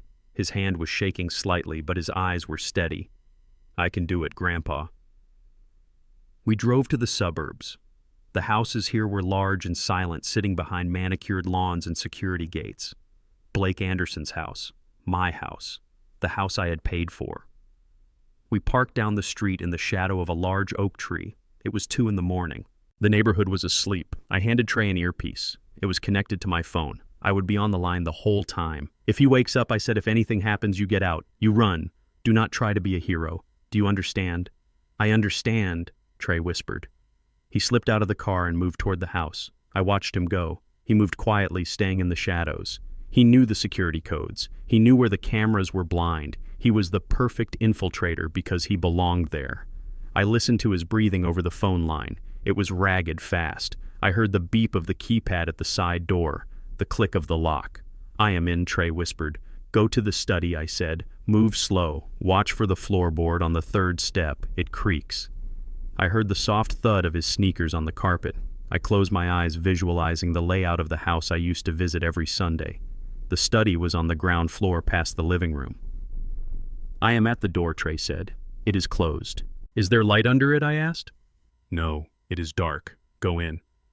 I heard the door open. The silence on the line was heavy. "He is not here," Trey whispered. "The laptop is on the desk. Plug it in, son." I heard the rustle of movement, the click of the USB drive sliding into the port. "It is working," Trey said. "The light is flashing red." "Now we wait," I said. The seconds ticked by like hours. I stared at the digital clock on the dashboard. 1 minute. 2 minutes. Come on, Trey whispered. 3 minutes. Suddenly I heard a noise over the line. It was a heavy thud from upstairs. Footsteps. Heavy footsteps. Grandpa Trey hissed. "He is awake." "Stay calm," I said, my heart hammering against my ribs. "How is the light?" "Still flashing red." "It is not done." The footsteps were getting closer. They were coming down the stairs. "He is coming," Trey said, panic rising in his voice. "I have to pull it." "No," I commanded. "Leave it. If you pull it now, the data corrupts. We lose everything." The footsteps hit the ground floor. I heard the sound of a refrigerator opening in the kitchen down the hall. Then the sound of glass clinking. Blake was getting a drink. "He is in the kitchen," Trey whispered. "Stand your ground, son." The footsteps resumed. They were coming toward the study. "The light is green," Trey said. "Pull it," I said. "Pull it and hide it." I heard the click of the drive being removed. In the same second, I heard the study door creak open. "Well, well," Blake's voice came through the earpiece. It was slurred, thick with sleep and alcohol. "What do we have here?" "The little spy." I gripped the steering wheel. I wanted to scream. I wanted to run into the house, but I couldn't. I had to trust the boy. "What are you doing in my office?" Trey Blake asked. His voice was dangerous, low and mean. Trey didn't answer immediately. The silence stretched. "I asked you a question, boy," Blake shouted. "I needed the printer," Trey said. His voice was surprisingly steady. It was the voice of a teenager annoyed by his parents, not a spy caught in the act. "The printer," Blake repeated, skeptical. "At 2 a.m. "I have a history paper due first period," Trey said. "The printer in my room is out of ink. Mom said I could use yours if it was an emergency." I heard Blake stepping into the room. I could hear the ice rattling in his glass. "Show me," Blake demanded. "Show you what Trey asked. The paper. Show me the paper you are printing." There was a pause. My heart stopped. If Trey hadn't actually printed anything, the lie would collapse. "I just sent it," Trey said. "It is warming up." A second later, the whirring sound of the laser printer filled the room. The mechanical hum was the most beautiful sound I had ever heard. Trey had thought ahead. He had actually sent a document to print while the data was downloading. "Smart kid," Blake grunted. He sounded disappointed that he couldn't catch the boy in a lie. "Get your paper and get out," Blake muttered. "And next time buy your own damn ink. I don't want you in here. This room is for people who actually work for a living." I heard the paper slide out of the tray. "Yes, sir," Trey said. I heard Trey walk past his father. I heard the study door close. I heard Trey walking back to the side door. "I am out," Trey whispered as soon as he hit the night air. "Run," I said. Trey sprinted back to the car. He dove into the passenger seat, breathless and sweating. He held up the USB drive like a trophy. "I got it," he panted. "I got everything." I grabbed his shoulder and squeezed it hard. "You did good, son," I said. "You did real good." We drove back to the motel in silence, but the air in the car had changed. It wasn't heavy with fear anymore. It was electric. We had the weapon. Now we just had to load it. Back in room 104, Sarah was waiting. She had her laptop set up on the rickety table. She plugged in the USB drive. Her fingers flew across the keyboard, decoding the packet, parsing the files. Jimmy Fingers was a genius. The drive had copied everything. Emails, bank logins, chat logs, hidden folders. It was a digital autopsy of Blake Anderson's life. Sarah opened a folder labeled simply Operations. She started scrolling through spreadsheets. Her eyes widened. "Oh my God," she whispered. "What is it?" I asked, leaning over her shoulder. "It is the ledger," Sarah said, pointing at the screen. "The real ledger. The one he keeps off the company servers." She clicked on a tab marked Disbursement. "Wallace, look at this." I looked. It was a record of the $950,000, the money I was accused of stealing. The prosecution had claimed I withdrew it in cash and hid it. But the ledger told a different story. The money hadn't been withdrawn. It had been transferred. It had been moved through a series of shell companies and deposited into an account in the Cayman Islands. The account holder's name was right there on the screen. Zoe Jefferson Anderson. I stared at the name. My daughter. "He put it in her name," Sarah said, her voice hushed. "He stole the money, framed you for it, and then hid the loot in an account legally registered to your daughter." "Why?" I asked. "Why would he do that?" Sarah clicked on another file. It was a folder of scanned legal documents. She opened one. It was a draft of a divorce settlement, because he is planning to leave her, Sarah said. "Look at the date on this draft. He started planning the divorce 6 months ago." The realization hit me like a physical blow. Blake wasn't just greedy. He was evil. "He set her up," I said. "He put the stolen money in her name. If the feds ever found it, if the investigation ever went deeper than me, Zoe would be the one holding the bag. He framed me to get me out of the way, but he framed Zoe to be his fall guy in case things went wrong later. He creates leverage," Sarah agreed. "If Zoe ever tries to divorce him or fight him for custody, he can threaten to reveal this account. He can send her to prison for the very crime he committed. He owns her, Wallace. He has her trapped in a cage she doesn't even know exists." I looked at the screen. I saw the dates. The amounts, the cold calculation of a man who viewed his wife not as a partner, but as a liability to be managed. "He used her to destroy me," I said, my voice low. "And now he is going to destroy her to save himself." Trey was standing behind us. He was looking at the screen, reading the divorce papers, reading the account details. "He is going to leave," Mom Trey said. His voice was hollow. "He is going to try, son," I said. I turned away from the computer. The anger I felt now was different from before. Before it was hot and explosive. Now it was cold. It was absolute. Blake had crossed a line that no man should ever cross. He had targeted my child. "He thinks he is the puppet master," I said. "He thinks he is pulling all the strings." I looked at Sarah. "Print it out," I ordered. "Print everything. The ledger, the emails, the divorce draft. Print 2 copies. "What are you going to do?" Sarah asked. "I am going to have a conversation with my daughter," I said. "But she hates you," Sarah said. "She signed the commitment papers, Wallace. She thinks you are the enemy. She thinks I am the enemy because that is what he told her," I said. "She is blind, Sarah. She is walking toward a cliff and she thinks she is walking down the aisle. I have to wake her up." I picked up the phone. I dialed Zoe's number. It went to voicemail. "Zoe," I said to the recording, "meet me at the old park by the river, the one where I taught you to ride a bike. Noon today. Come alone. If you don't come, Blake wins. And if Blake wins, you go to prison next." I hung up. "It is time to break the family to save it," I said. I grabbed my jacket. The sun was coming up. It was going to be a long day. But for the first time in 18 months, I knew exactly where I was going. I was going to get my daughter back, even if I had to break her heart to do it. I sat on the rusted park bench watching the brown water of the river flow by sluggishly. This park used to be beautiful. 30 years ago, the grass was green and the swing sets were painted a bright, cheerful red. I remembered holding the back of Zoe's bicycle seat right on this path, running behind her until my lungs burned, praying she wouldn't fall. I remembered the sound of her laughter when she finally found her balance and pedaled away from me. She didn't look back then either. Now the swings were broken chains hanging limp like dead snakes. The grass was dead, and the daughter I was waiting for was no longer the innocent child who scraped her knees. She was a stranger who had signed a paper to lock me in a cage. She arrived 10 minutes late. She parked her white Range Rover on the grass, ignoring the parking lot. She stepped out wearing oversized sunglasses and a scarf that cost more than my first truck. She walked toward me with jerky, aggressive steps. She didn't look happy to see me. She looked like she was walking into an ambush. "You have 5 minutes, Wallace," she said, stopping 10 feet away. She didn't call me daddy this time. She didn't offer gumbo. She kept her distance, clutching her purse like a shield. "I told Blake I was going to the gym. If he finds out I am here, he will be furious."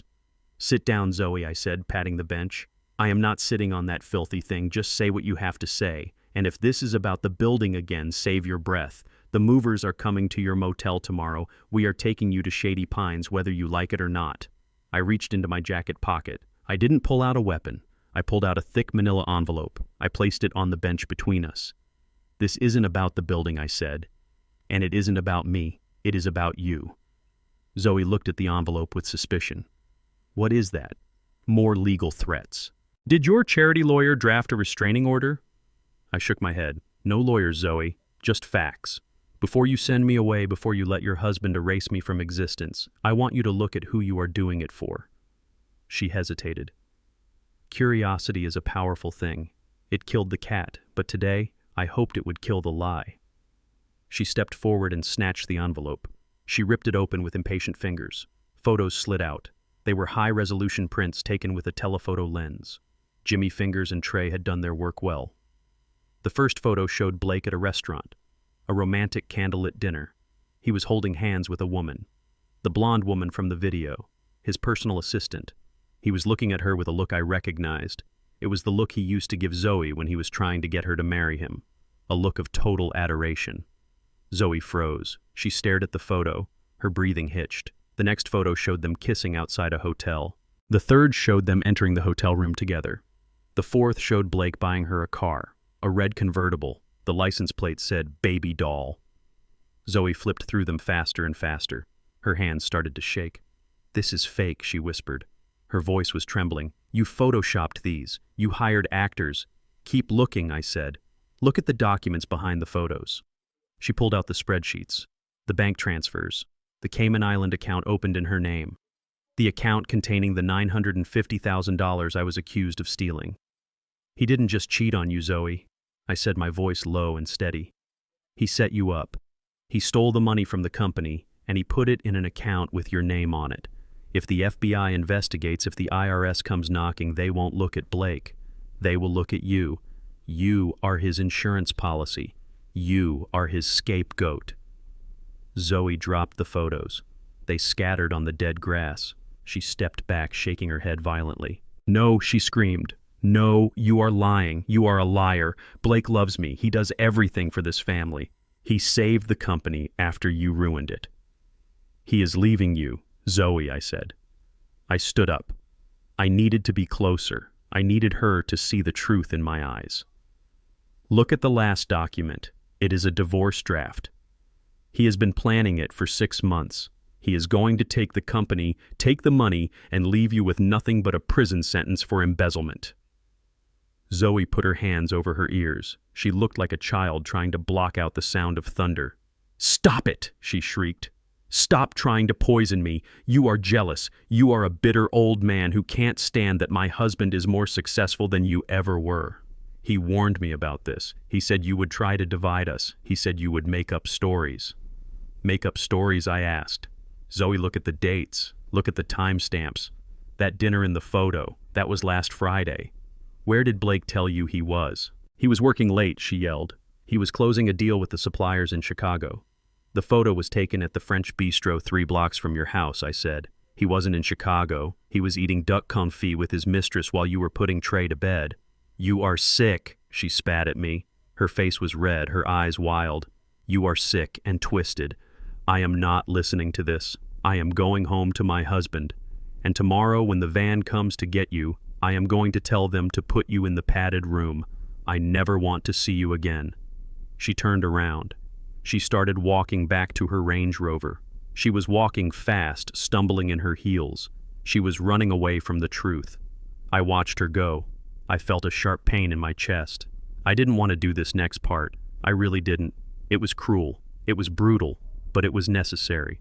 A surgeon has to cut to cure. "Zoe," I called out. She didn't stop. She reached for the door handle. "Zoe, ask him about the necklace." She froze. Her hand hovered over the handle. She stood there for a long moment, her back to me. Then slowly she turned around. "What necklace?" she asked. Her voice was barely a whisper. "The diamond necklace you are wearing," I said, pointing to her throat, the one glittering in the sun. The pendant with the 3-carat solitaire. She reached up and touched the stone. Her fingers caressed the cold surface. "He gave this to me for our 10th anniversary," she said defiantly. "It is worth $50,000. He saved for 6 months to buy it. Because he loves me." I reached into my pocket and pulled out a single piece of paper. It was a receipt Trey had found in Blake's digital trash bin. I walked over to her. I held the paper out. "Read it," I said. She looked at me with hatred, but she took the paper. She read it. It was a receipt from Van Cleef and Arpels. It was for a diamond pendant, 3 carats, platinum setting, price $52,000. "See?" she said, looking up triumphantly. "He bought it. It is real. Look at the date, Zoe." She looked down again. "July 12th, she read. "When is your anniversary?" I asked. "August 20th, she said. Her voice faltered. "And look at the delivery address," I said. She read the address. It wasn't their home address. It was an apartment in the city, apartment 4B, the address listed on the mistress's driver's license in the dossier. "He bought a necklace for $50,000 in July," I said. "He had it delivered to her." Zoe shook her head. No, he bought it early. He kept it there to hide it, to surprise me." I sighed. I looked at her with pure pity. "Zoe, take the necklace off." "What?" "Take it off. Look at the back of the setting. Look at the stamp." She hesitated. Her hands were trembling so badly she could barely work the clasp. Finally, it came loose. She held the sparkling pendant in her palm. "A real platinum setting from Van Cleef is stamped with a serial number and the maker's mark," I explained. "It is heavy. It feels cold." She squinted at the back of the metal. "What do you see?" I asked. "There is nothing," she whispered. "It is just smooth. Because it is not platinum, Zoe. It is silver-plated with rhodium. And that stone, that isn't a diamond, it is moissanite." I pulled out a second piece of paper, a receipt from an online jewelry store, price $250. Date August 19th, 1 day before your anniversary. "He bought the real one for her," I said gently. "He bought the fake one for you. He spent $50,000 on his mistress and $200 on his wife. He thinks you are stupid, Zoe. He thinks you can't tell the difference between glass and diamonds." Zoe stared at the necklace in her hand. The sunlight hit the stone and it fractured into 1,000 rainbows. It looked perfect. It looked expensive. But now she knew it was a lie. Just like her marriage. Just like her life. She let out a sound that wasn't quite a scream and wasn't quite a sob. It was a guttural noise of pure animal pain. She threw the necklace onto the pavement. It bounced with a tinny, cheap sound. She looked at me. Her eyes were wide, shattered. The arrogance was gone. The anger was gone. There was only devastation. "He hates me," she whispered. "He really hates me. He doesn't hate you," I said. "He uses you. That is worse." She fell to her knees on the grass. She buried her face in her hands and wept. She cried for the husband she thought she had. She cried for the father she had betrayed. She cried for the fool she had been. I walked over to her. I didn't hug her. Not yet. She needed to feel this. She needed to burn. "Get up, Zoe," I said. She looked up at me, mascara running down her face. "I am sorry," she sobbed. "Daddy, I am so sorry." "I didn't know. I swear I didn't know." "I know you didn't," I said, "but you know now. So the question is, what are you going to do about it? Are you going to stay on the ground and let him walk all over you? Or are you going to stand up and help me destroy him?" She wiped her face. She looked at the cheap necklace lying in the dirt. Then she looked at the dossier scattered on the grass. She saw her name on the bank account. She saw the prison cell Blake had built for her. She stood up. She was shaky, but she was standing. Her eyes were hard. "He put it in my name," she said, her voice cold. "The money, yes. So, technically," I said, "technically that money belongs to me."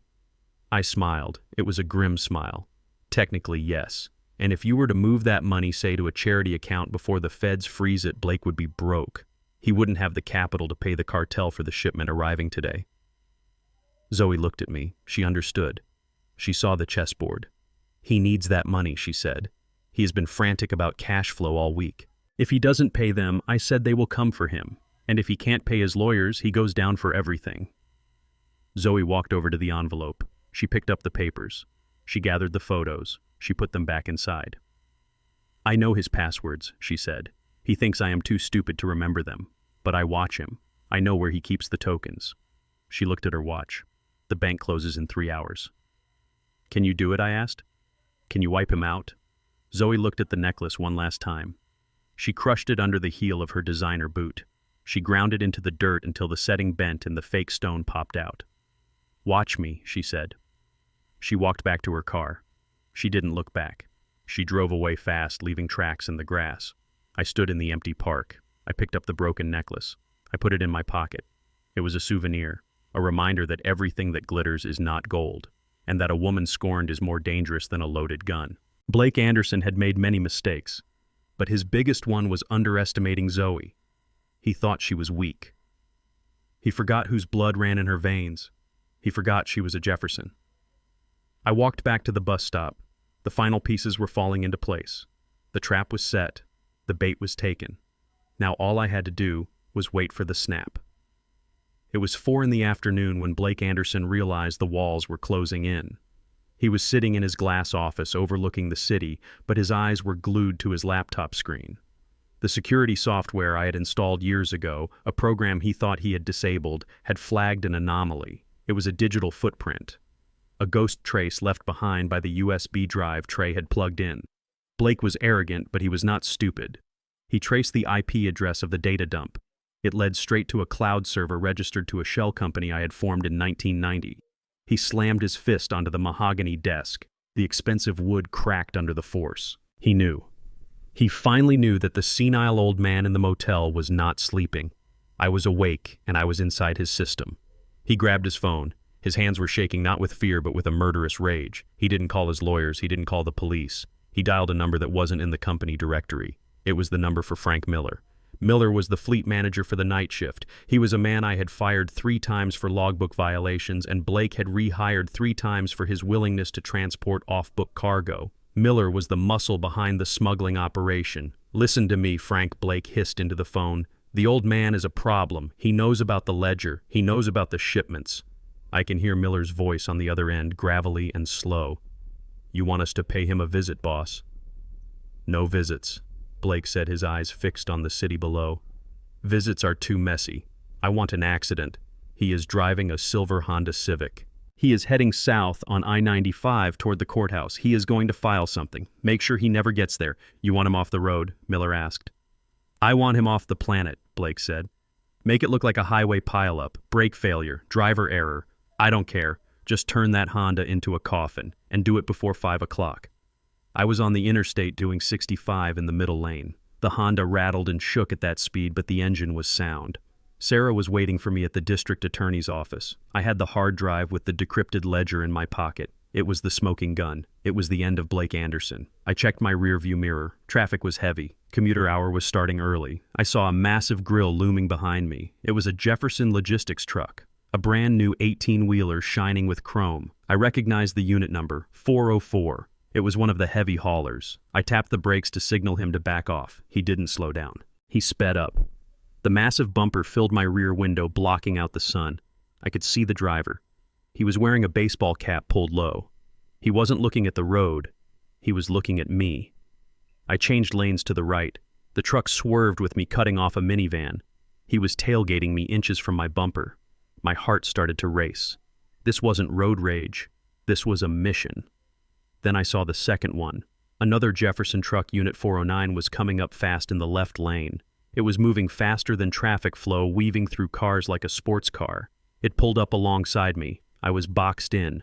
Truck behind me, truck to my left, concrete barrier to my right. I pressed the gas, trying to shoot the gap ahead. The truck behind me surged forward, tapping my bumper. The jolt sent a shudder through the small car. The truck on my left drifted into my lane. They were executing a pincer maneuver. It was a classic move used by highway bandits to stop a convoy, but today they were using it to crush a can. My phone rang. I ignored it. I gripped the steering wheel, my knuckles white. I was 68 years old, but my reflexes were forged on ice roads in Alaska and steep grades in the Rockies. I knew how these trucks moved. I knew their weight. I knew their lag. The truck on the left merged harder. The giant wheels were spinning inches from my face. I could smell the burning rubber. I could hear the terrifying groan of metal as the Honda's side mirror was sheared off. Sparks flew past my window. They were trying to squeeze me against the barrier. They wanted to grind the car into dust until it flipped or exploded. I looked at the speedometer, 70 miles per hour. If I hit the brakes now, the truck behind me would flatten the Honda like a pancake. If I sped up, I would run out of road before the gap closed. I had one option. It was a move that no driving instructor would ever teach. It was suicide if I timed it wrong. I waited. I watched the gap between the front of the left truck and the rear of the car ahead of it. I needed an opening. The truck squeezed tighter. The metal of my door buckled inward. The glass of the driver's side window shattered, showering me with fragments. I felt the heat of the tires. Now! I didn't hit the brakes. I ripped the emergency brake handle up with my right hand while jerking the steering wheel hard to the left. The rear wheels of the Honda locked.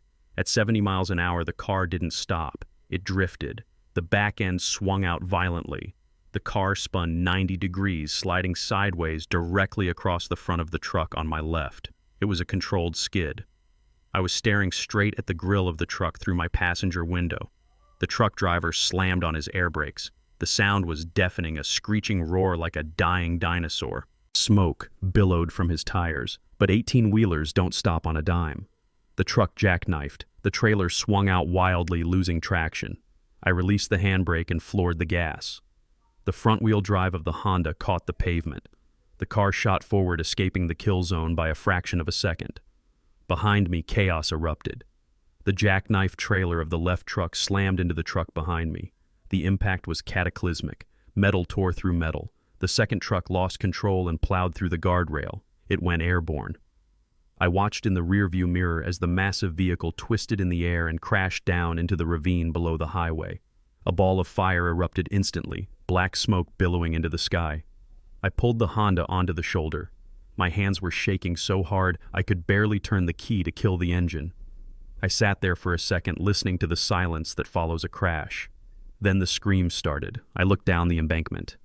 The truck in the ravine was burning. The cab was crushed, but not flattened. The driver was inside. Most men would have driven away. Most men would have left the assassin to burn. He had tried to kill me. He had tried to turn my granddaughter into an orphan. But I was not most men, and I was not Blake Anderson. I opened the door and ran. I slid down the grassy slope, ignoring the pain in my bad knees. The heat from the fire was intense.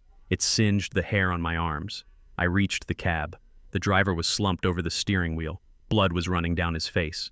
It was Miller. The door was jammed. I grabbed the handle and pulled. It wouldn't budge. The fire was spreading to the fuel tanks. "Help me!" Miller groaned, his eyes fluttering open. He saw me. He saw the man he had tried to crush. "Don't leave me, Wallace." I looked around. There was a loose piece of exhaust pipe on the ground. I grabbed it. I smashed the side window. I reached in and unlocked the door. I put my boot against the fender and pulled with everything I had. The metal shrieked and gave way. I dragged Miller out. He was heavy, dead weight. I pulled him across the grass away from the burning rig. 10 seconds later, the fuel tanks blew.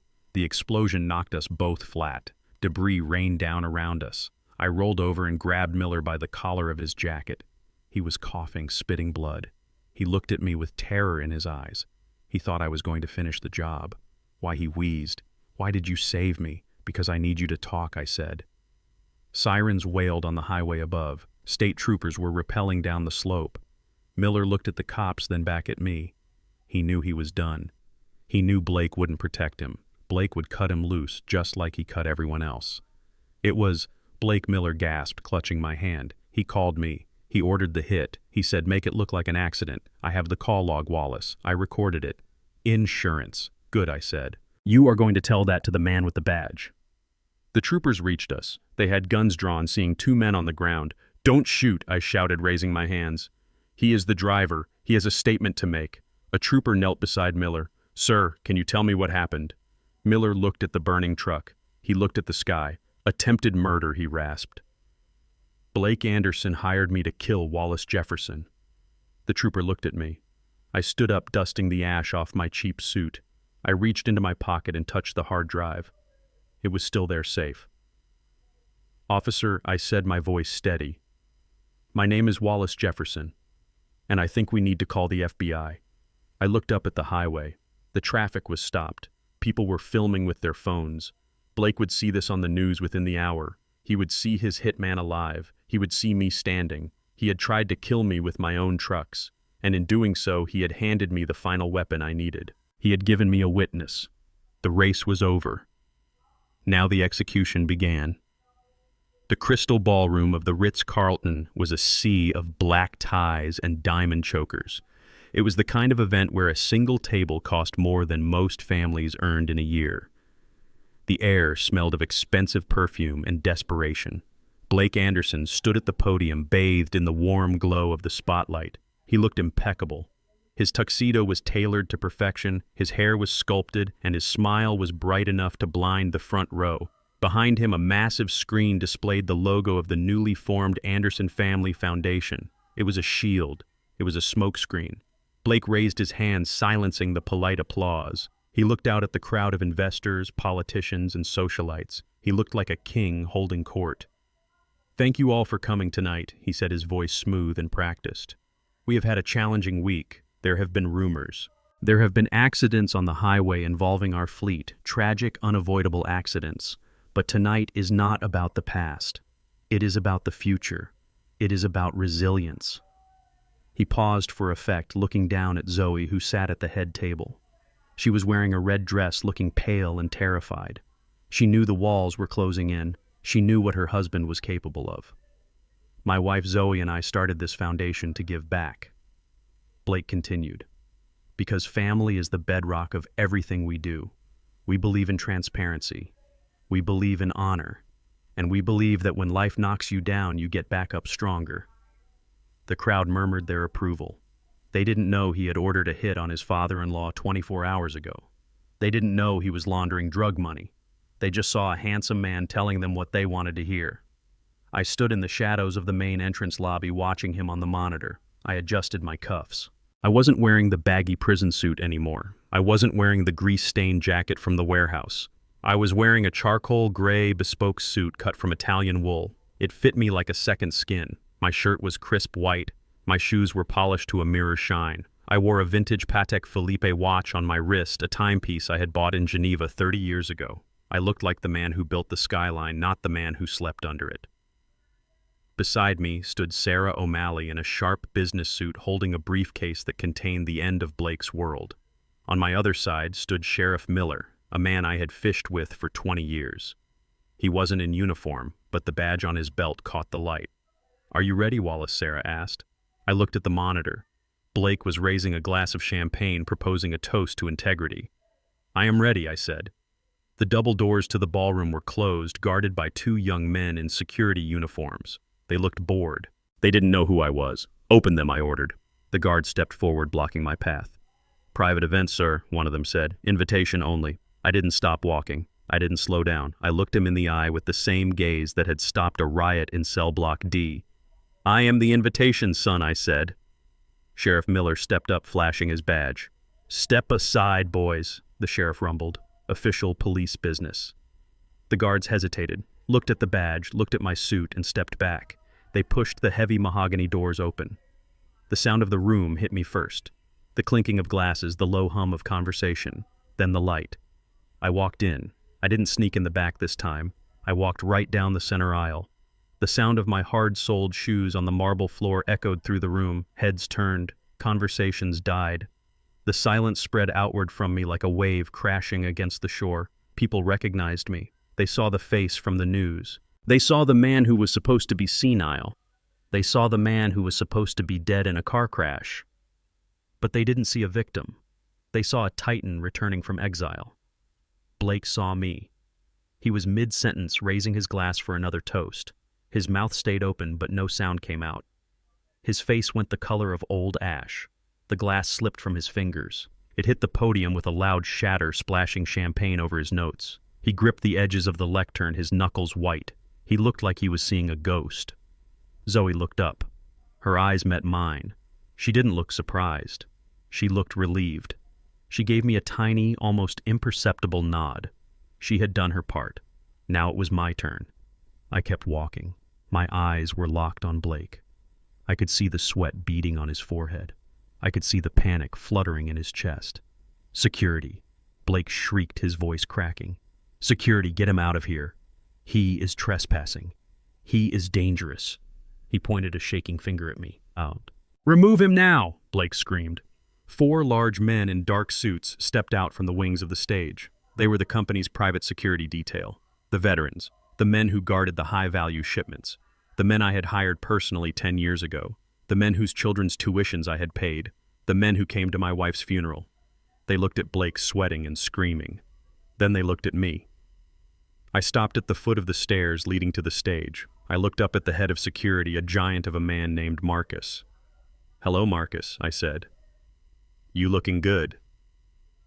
Marcus looked at me. A slow smile spread across his face. He ignored Blake completely. "Good to see you home, Mr. Jefferson," Marcus said. He stepped aside. He motioned to his men. They formed a line not to block me but to guard me. They turned their backs to the stage facing the crowd, creating a wall of muscle between me and the audience. They crossed their arms. Blake stared at them in horror. His own muscle had just switched sides without a word being spoken. "You are fired," Blake yelled at them. "You are all fired. I will ruin you." I walked up the stairs. Every step was a judgment. I reached the podium. Blake backed away, stumbling over his own feet. He looked small. He looked weak. I reached out and took the microphone from the stand. It felt heavy and cold. Familiar. I turned to the crowd. 500 of the city's most powerful people were staring at me. I adjusted my tie. I apologized for the interruption, I said, my voice booming through the speakers, calm and authoritative. And I apologized for being late. Traffic was murder. A few nervous chuckles rippled through the room. "Mr. Anderson was just telling you about transparency," I continued. "He was telling you about family, about honor." I looked at Blake, who was cowering near the curtain, his eyes darting around looking for an exit. "I think those are wonderful values," I said. "In fact, I believe in them so much that I brought a gift to help celebrate them." I reached into my inside pocket. Blake flinched, thinking I had a gun. But I didn't pull out a gun. I pulled out a small, black remote control. "It is a presentation," I said. "A little something my grandson and I put together. I think you will find it illuminating." I pointed the remote at the massive screen behind me. Blake lunged for me. "No, don't," he screamed. Marcus caught him mid-air. He grabbed Blake by the back of his tuxedo jacket and held him effortlessly. Blake kicked and screamed, dangling like a naughty child. "Let him watch Marcus," I said. "He has the best seat in the house." I pressed the button. The logo of the Anderson Family Foundation flickered and vanished. The screen went black for a second. Then a video began to play. It wasn't a grainy security video. It was high definition. It was the footage Trey had pulled from Blake's private server. The audio boomed through the ballroom speakers crisp and clear. It was Blake's voice. "Those idiots," he was saying, laughing. "Those stupid rich idiots. They will buy anything if you put a charity label on it." The crowd gasped. On screen, Blake was sitting in his office, feet up on the desk, smoking a cigar. He was talking on the phone. "Yeah, I washed the cartel money through the fleet maintenance budget," he said. "Nobody looks at tire costs. It is the perfect laundry. And the old man, please. He is rotting in a cell. By the time he gets out, I will have drained the accounts dry and moved to a country without extradition." The ballroom was dead silent.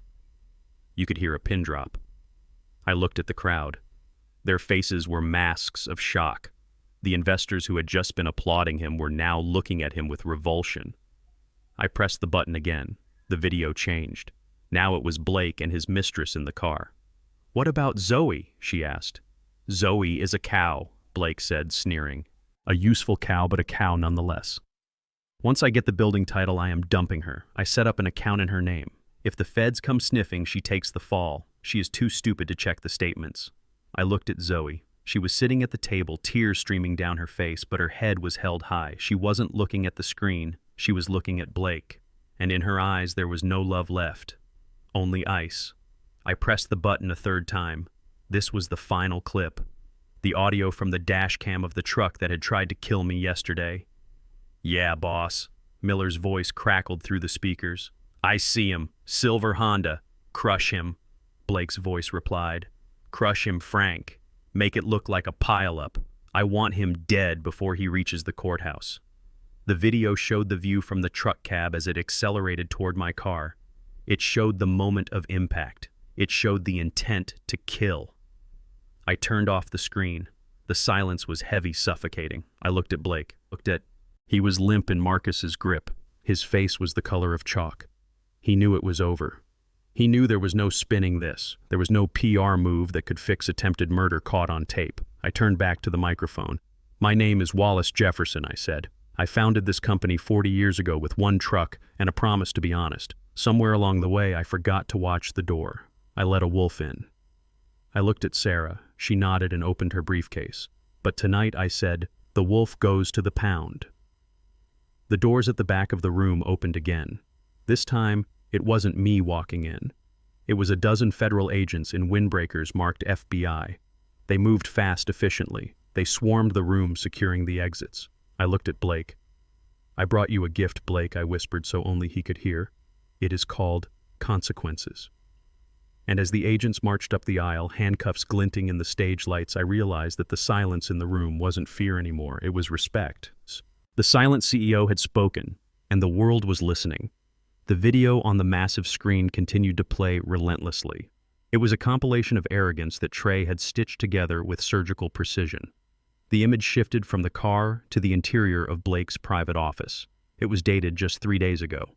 Blake was pacing back and forth, holding a tumbler of scotch. He was on speakerphone with one of his frat brothers, a man who sat on the board of directors. "I have them eating out of my hand," Blake bragged on the screen, his face flushed with alcohol and pride. "These investors are sheep. I wave a charity pamphlet in their face and they write checks to cover the deficit. And Zoe, God help her, she actually thinks I am starting this foundation for her. She thinks I care about underprivileged kids. I care about tax shelters." The crowd in the ballroom murmured. These were the people he was talking about, the donors, the elite. They watched as Blake laughed at them, calling them cash cows and useful idiots. But the video wasn't done. It cut to a clip recorded in the master bedroom of my old house. Blake was arguing with his mistress on the phone, but he was talking about Zoe. "She is pathetic," he sneered into the phone. "She follows me around like a puppy. I could tell her the sky is green and she would believe me. Once I get the deed from Wallace, I am done. I am taking the money and I am leaving her with the debt. Let her cry to her daddy in prison. Oh wait, he won't be able to hear her from the isolation ward." I watched Blake in real time. He was dangling in Marcus's grip, his eyes fixed on the screen. He was watching his social life disintegrate frame by frame. He was watching his mask melt away. The video cut to one last scene. It was Blake looking directly into his laptop camera, recording a video diary. A narcissistic habit Trey had discovered. I won, Blake whispered to his own reflection. "I took down Wallace Jefferson, the great black hope. I took his company. I took his house. I took his daughter. And I did it without getting my hands dirty. They never saw me coming." The screen went black. The lights in the ballroom came up slightly. The silence was absolute, but it was a different kind of silence now. It was the silence of a predator being cornered by the herd. 500 pairs of eyes were fixed on Blake Anderson, and there was not a single ounce of sympathy in any of them. Blake let out a roar. It was a primal sound of pure rage. He twisted violently in Marcus's grip. He kicked backward, catching Marcus in the shin. The big security guard grunted, and his grip loosened for just a fraction of a second. It was enough. Blake tore free. He didn't run for the exit. He didn't run for the lawyers. He lunged at me. He was fast, fueled by the adrenaline of a man who has lost everything and has nothing left but violence. His hands were clawed, reaching for my throat.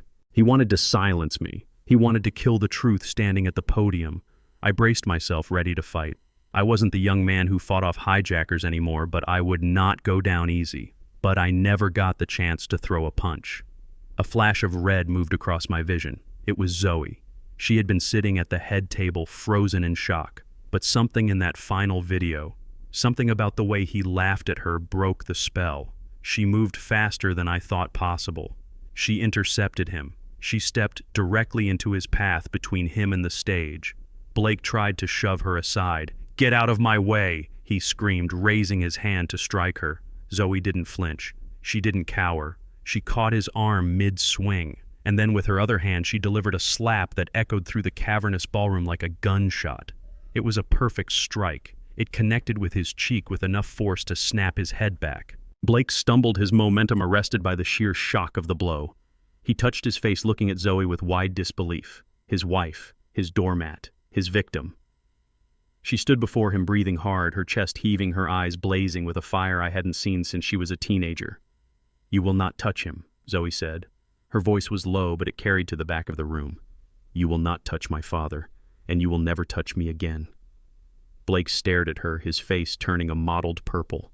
"You stupid woman," he hissed, blood trickling from his lip where her ring had caught him. "You ruined everything. You realize what you just done. We are broke, Zoe. We are destitute. You think your daddy is going to save you. He hates you. We needed this night. We needed this money." Zoe reached into her small clutch purse. She pulled out her phone. She held it up so Blake could see the screen. It was a banking app. It showed a transfer confirmation screen. "I know about the Cayman account, Blake," she said. Blake froze. The color drained from his face, leaving him deathly pale. How he whispered. "Daddy told me," she said. "He told me everything. He told me how you stole the $950,000. He told me how you put it in my name to frame me. He told me you were going to leave me to rot in prison while you ran off with your mistress."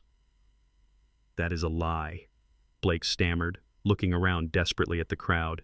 "He is lying to you, Zoe." "No, Blake," Zoe said, stepping closer to him. "The numbers don't lie. I logged in 2 hours ago. I used the password you keep in your digital vault, the one you thought I was too stupid to find." She tapped the screen. $950,000, she said, plus the interest. It was all there. "Give it to me," Blake said, reaching for the phone, his hands shaking. "Transfer it back. We can leave tonight. We can go to a non-extradition country. Just give me the money, Zoe." "I can't," Zoe said, a cold smile touching her lips. "It is gone." "What do you mean gone?" Blake shrieked. "I transferred it," she said calmly. "Every single cent. But I didn't transfer it to you, and I didn't keep it for myself." She turned the phone around, showing the receipt to the crowd, showing it to the cameras that were undoubtedly rolling. "I donated it," she said. "I donated it to the Legal Defense Fund for wrongfully convicted minorities, in honor of Wallace Jefferson." Blake looked at the phone, then at Zoe, then at me. His knees buckled. He actually staggered back, clutching his chest as if he were having a heart attack. That money was his escape plan. That money was his life raft, and his wife had just set it on fire. "You are insane," he gasped. "That was our future." "No," Zoe said. "That was your stolen past. My future is clean." She turned her back on him. She walked toward me. She didn't look like the scared girl who had visited me in the motel. She looked like a queen. She walked up the stairs to the podium and stood beside me. She took my hand. Her grip was strong. Blake stood alone on the floor. He looked at his hands. He looked at the exit. He realized he had no money, no passport, no allies. He was a rat in a bucket and the water was rising. He looked up at us, his eyes filled with venom. "You think this is over?" He screamed at me. "You think you can just walk back in here and take my company? I am the CEO. I have a contract. I have the board in my pocket. You can't fire me, Wallace. I own 51% of the voting stock." I leaned into the microphone. "Actually, Blake," I said. "You don't." Sarah O'Malley stepped forward from the shadows. She placed her briefcase on the edge of the stage and snapped the latches open. The sound was crisp and final. She pulled out a document bound in blue legal backing. It looked old. The paper was slightly yellowed. "Mr. Anderson," Sarah said, her voice projecting clearly without a microphone. "You seem to have forgotten the corporate bylaws established at the founding of Jefferson Logistics. Specifically, Article 4, Section B." Blake frowned. "What are you talking about?" "Section B," Sarah read, holding the document up. "The Morality and Integrity Clause. It states that in the event that any executive officer or majority shareholder is under criminal investigation for a felony involving the company or is found to have committed acts of gross moral turpitude that damage the company reputation, all executive powers and voting rights immediately revert to the founder, regardless of share ownership." She looked at Blake over the rim of her glasses. "You are currently under federal investigation for money laundering, racketeering, and attempted murder," Sarah said. "We filed the police reports an hour ago. The Department of Justice has formally opened a case file." Blake laughed nervously. "An investigation isn't a conviction. You can't prove anything." "We don't have to prove it to a jury to trigger the clause," Sarah said. "We just have to prove the investigation exists. And we have to prove moral turpitude." She gestured to the massive screen behind us, where the video of Blake mocking his investors and admitting to adultery was still paused. "I think the video speaks for itself," Sarah said. "As of this moment, the board of directors is suspended. Your voting rights are frozen, and executive control of Jefferson Logistics automatically reverts to Mr. Wallace Jefferson." She handed the document to me. I took it. I felt the weight of 40 years of history in my hands. "You are fired, Blake," I said into the microphone, "and you are trespassing." Blake looked around the room. He looked for his lawyers, but they were gone. They had slipped out the back the moment the FBI jackets appeared. He looked for his friends, but the investors were looking at their shoes or whispering to each other. He was completely alone. He started to laugh. It was a high-pitched, hysterical sound. "You think you won," he cackled, pointing at me. "You think you can run this place? You are a dinosaur, Wallace. You don't know how the modern world works. I made this company profitable. I cut the costs. I streamlined the fleet. Without me, this place goes bankrupt in 6 months." I looked at him with pity. "You didn't make it profitable, Blake," I said. "You made it criminal. There is a difference." I nodded to Marcus. "Marcus, get this trash out of my building." Marcus stepped forward, his face grim. He grabbed Blake by the arm. This time, he didn't use the gentle grip of a security guard escorting a guest. He used the grip of a man handling a prisoner. He wrenched Blake's arm behind his back. "Let go of me," Blake screamed, struggling uselessly against the giant man. "I will sue you. I will sue all of you." Marcus marched him toward the back of the room. The crowd parted, making a wide path. No one wanted to be near him. As he was dragged past the rows of tables, Blake locked eyes with one of the investors, a man he had been drinking with just an hour ago. "Help me," Blake pleaded. "Call my attorney." The investor picked up his glass of champagne, took a sip, and turned his back. The double doors at the back of the room swung open. The FBI agents were waiting. They didn't wait for Marcus to bring him all the way out. They stepped in, meeting him halfway. Blake Anderson, an agent said, stepping forward with handcuffs, "You are under arrest." They spun him around. The click of the handcuffs was audible even over the murmurs of the crowd. Blake slumped. The fight went out of him. He looked small. He looked defeated. They dragged him out into the night. The doors swung shut behind him, sealing him away from the world of light and money he had tried so hard to steal. The room was silent. I stood on the stage holding Zoe's hand. I looked out at the faces of the people who had come to celebrate my demise. I didn't have a speech prepared. I didn't need one. "Thank you for coming," I said simply. "Please enjoy the rest of the evening. The bar is open. And it is on me." I put the microphone down. I turned to Zoe. She was crying again, but this time she was smiling through the tears. "We did it," she whispered. "We did it," I said. Sarah walked over, closing her briefcase. "It is done. Wallace," she said. "The title transfer has been blocked. The accounts are secure. You are in charge." I looked at the charred remains of my portrait leaning against the back wall. It was ruined. But that was fine. I could paint a new one. "I am tired, Sarah." I admitted, feeling the exhaustion of the last 48 hours finally hitting me. "I want to go home." "Not to the motel," Sarah said, smiling. "To your house. I had the locks changed again an hour ago. Your key works." I reached into my pocket and felt the old brass key. "Let's go home," I said to Zoe. We walked off the stage. We walked down the aisle together, father and daughter. The crowd applauded. It started slow, then grew louder and louder until it was a thunderous ovation. They weren't clapping for the company, they weren't clapping for the money, they were clapping for the fight. We walked out into the cool night air. The Bentley was gone, impounded by the feds as evidence. Sarah's rusty Honda was waiting at the curb. It looked better than any limousine I had ever seen. The doors didn't just open, they burst inward. The FBI raid was swift, precise, and overwhelming. A dozen agents in tactical vests emblazoned with yellow letters moved into the ballroom like a single organism. They didn't look at the guests. They didn't look at the champagne fountains. They had eyes only for one man. Special Agent Miller, the lead investigator whom Sarah had been feeding evidence to for weeks, stepped into the center of the aisle. He was a man made of granite and bad news. He held up a badge that caught the stage lights. "Federal agents," he barked. "Nobody move." The room froze. The socialites, the investors, the politicians, they all turned to stone. This wasn't a corporate scandal anymore. This was a felony takedown. Marcus stopped dragging Blake. He held him there in the middle of the room, presenting him like a prize hog at a county fair. Blake looked at the agents. He looked at the guns on their hips. He looked at the handcuffs hanging from their belts. For the first time all night, the arrogance completely evaporated, leaving behind only the shivering naked fear of a man who knows he is prey. Agent Miller walked up to him. He didn't rush. He walked with the heavy measured steps of the law. He stopped 2 feet from Blake's face. "Blake Anderson," he said, his voice flat and loud. "You are under arrest." Blake tried to laugh, but it came out as a dry choke. Under arrest for what he stammered. "For firing an old man. This is a civil matter. Get out of my face." Agent Miller pulled a folded document from his vest pocket. He snapped it open. "For money laundering under the RICO Act," Miller read. "For wire fraud. For embezzlement. And for conspiracy to commit capital murder against Wallace Jefferson." The words hung in the air heavy as lead. Conspiracy to commit murder. The crowd gasped. It was one thing to steal money. It was another thing entirely to put a hit on a man.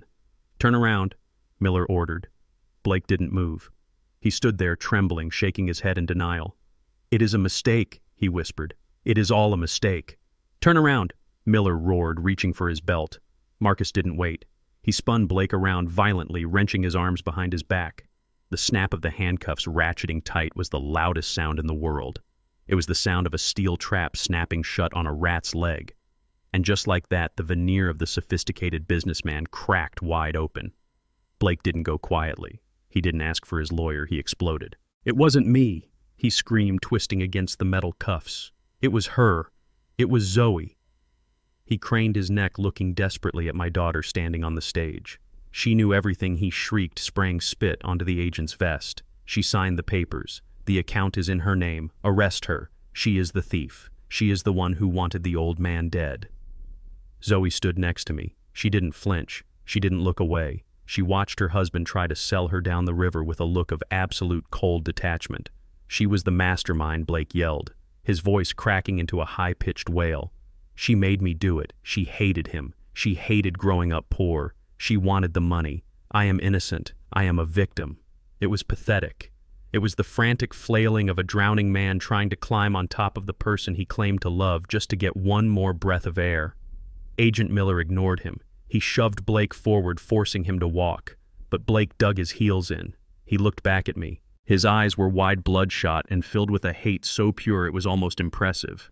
"You did this," he screamed at me. "You ungrateful old savage. I made you. I took your garbage trucking company and I made it a brand. I put you in magazines." He was revealing himself now. The mask was gone. "You should be thanking me," he roared. "You are nothing but a diversity hire in your own life. You think these people respect you. They laugh at you. They tolerate you because I made you look palatable. You are just an old black man who got lucky. You belong in the dirt." The racial slur hung in the air, unspoken but heard by everyone. The N-word was dancing on the tip of his tongue. You could hear it in his tone. You could see it in the curl of his lip. The crowd recoiled. The investors who had shaken his hand an hour ago looked like they wanted to scrub their skin with bleach. He had exposed himself not just as a criminal, but as a bigot. A small, hateful man who thought he was better than the giant he tried to kill. I walked down the stairs. The FBI agents paused, letting me approach. They saw the look on my face. They knew this was personal. I walked up to Blake. He was panting, sweating, his hair falling over his eyes. He looked at me, and for a second he tried to sneer. He tried to summon one last scrap of superiority. "What are you going to do, Wallace?" he spat. "Hit me. Go ahead. Assault a prisoner. Add it to your record." I didn't hit him. I reached out and took hold of his bow tie. It was crooked. I adjusted it. I straightened the silk knot, smoothing the fabric against his collar. I brushed a piece of imaginary lint off his lapel. I looked him deep in the eyes. I saw the fear swimming there behind the hate. "You still don't get it, do you, Blake?" I said softly. My voice was calm, almost gentle. It was the voice of a man explaining gravity to a child who just fell out of a tree. "You think I am old," I said. "You think I am weak because I let you run things. You mistook patience for weakness. You mistook silence for stupidity. I tightened the tie just a fraction, enough to make him swallow. You called me a savage," I said. "Maybe I am. I fought for every inch of ground I stand on. I fought hunger. I fought Jim Crow. I fought men twice your size who wanted to bury me in the foundation of this city." I leaned closer. You think you are a predator because you learned how to steal with a computer? I whispered. But you are not a predator's son. You are a scavenger. I released his tie. I stepped back, looking him up and down. A lion is a lion even when he is old, I said, my voice rising so the whole room could hear. He might walk slow, he might sleep in the sun, but he still has claws, and he still knows how to kill. I pointed at him. But a hyena, I said, my voice cold as ice. A hyena only eats what the lion leaves behind. A hyena laughs because he is afraid, and a hyena always dies alone. Blake opened his mouth to answer, but nothing came out. The truth had silenced him. He looked at me and he saw the lion, he saw the claws, and he realized that he had walked into the den and tried to steal the meat from the wrong beast. Get him out of my sight, I said to the agents. He smells like rotting flesh. Agent Miller nodded. He shoved Blake toward the exit. Move it, he ordered. Blake stumbled. He tried to walk with dignity, but it was impossible in handcuffs. He looked back one last time. He looked at Zoe. He looked at the ballroom. He looked at the life he was losing. Then he was gone. Pushed out through the double doors into the night, into the back of a waiting squad car. The doors swung shut. The silence returned. I stood in the center of the aisle. I felt a weight lift off my shoulders. A weight I hadn't realized I was carrying for 18 months. The weight of injustice. The weight of betrayal. It was gone. I turned to Sarah. She was smiling. A real, genuine smile. Is it over? She asked. I looked at the charred painting. I looked at the wet floor. I looked at my daughter standing on the stage alone but free. No, I said. It is not over. It is just beginning. I walked back up the stairs. I took the microphone one last time. The bar is still open, I said. And then I walked off the stage. I didn't need the applause. I didn't need the validation. I had my name back. I had my company back. And most importantly, I had my dignity back. The lion had roared, and the jungle was quiet. The gavel came down with a sound like a pistol shot echoing through the heavy silence of the federal courthouse. It was the sound of a final judgment. 6 months had passed since the night at the Ritz-Carlton, and the wheels of justice had ground Blake Anderson into dust. The trial had been a spectacle. The prosecution laid out the evidence piece by piece like bricks in a wall that Blake could not climb over. The money laundering, the conspiracy, the attempted murder. It was all there in high-definition video and indisputable bank records. I sat in the front row watching the man who had tried to bury me. Blake looked older now. The expensive suits were gone, replaced by an orange jumpsuit that hung loosely on his frame. His hair was thinning.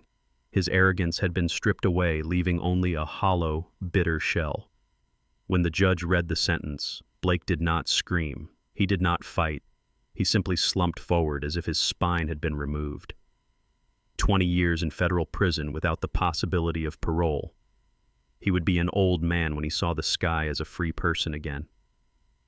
Zoe stood next to him, her hands clasped in front of her. She was shaking. The judge looked at her with a mixture of pity and sternness. Sarah had fought hard for her, arguing that she was a victim of coercive control, a woman manipulated by a sociopath into signing documents she did not understand. The cooperation deal she signed had saved her from prison. She received 5 years of probation and community service. But the financial penalty was absolute. The court ordered the forfeiture of all marital assets to pay restitution and fines. The mansion was gone, the cars were gone, the jewelry was gone. Zoe Jefferson was walking out of that courtroom a free woman, but she was walking out destitute. I met her on the steps outside the courthouse. The press was there, cameras flashing, shouting questions, but security held them back. Zoe looked at me. Her eyes were red and swollen. She was wearing a simple dress off the rack. It was the first time in 10 years I had seen her wear something that didn't have a designer logo. "Daddy," she whispered. "What do I do now? I have nothing." She waited for me to open my checkbook. She waited for the old Wallace the father who couldn't say no to his little girl to step in and fix it. She expected me to buy her a new house, to set her up with an allowance, to let her pretend that none of this had happened. I reached into my pocket. I pulled out a single silver key on a plain ring. I pressed it into her hand.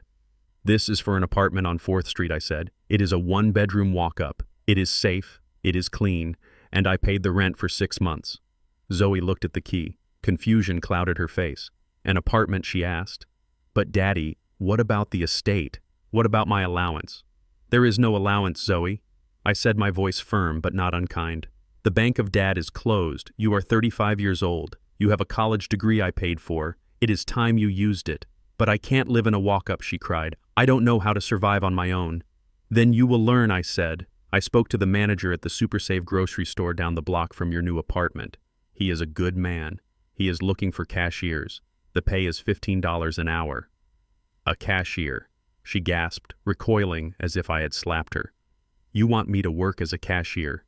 I am a Jefferson. You were a Jefferson, I corrected her. Then you were an Anderson. Now you are just Zoe. And Zoe needs to learn the value of $1. You watched your husband steal $1 million and you didn't blink because you never had to sweat for it. You never stood on your feet for 8 hours until your back screamed just to put food on the table. I stepped closer to her. I put my hands on her shoulders. I am doing this because I love you, Zoe. If I give you money now, I am just feeding the sickness that almost killed us. I am giving you a roof and a chance. The rest is up to you. If you stick with the job, if you show me you can build a life with your own hands, then we can talk about the future. But until then, you are on your own. She stared at me, tears streaming down her face. She hated me in that moment. I could see it. But beneath the hate, I saw something else. I saw fear. And beneath the fear, I saw a tiny spark of determination. She closed her hand around the key. I will show you, she whispered. I will show you I can do it. Good, I said. That is all I ever wanted. I turned and walked away. I didn't look back. I got into the rusty Honda where Sarah was waiting. We drove away, leaving my daughter standing on the courthouse steps facing the first day of her real life. 2 weeks later, I sat on the end of a wooden dock overlooking Lake Pontchartrain. The sun was setting, painting the water in shades of purple and gold. The air smelled of salt and cypress. It was quiet.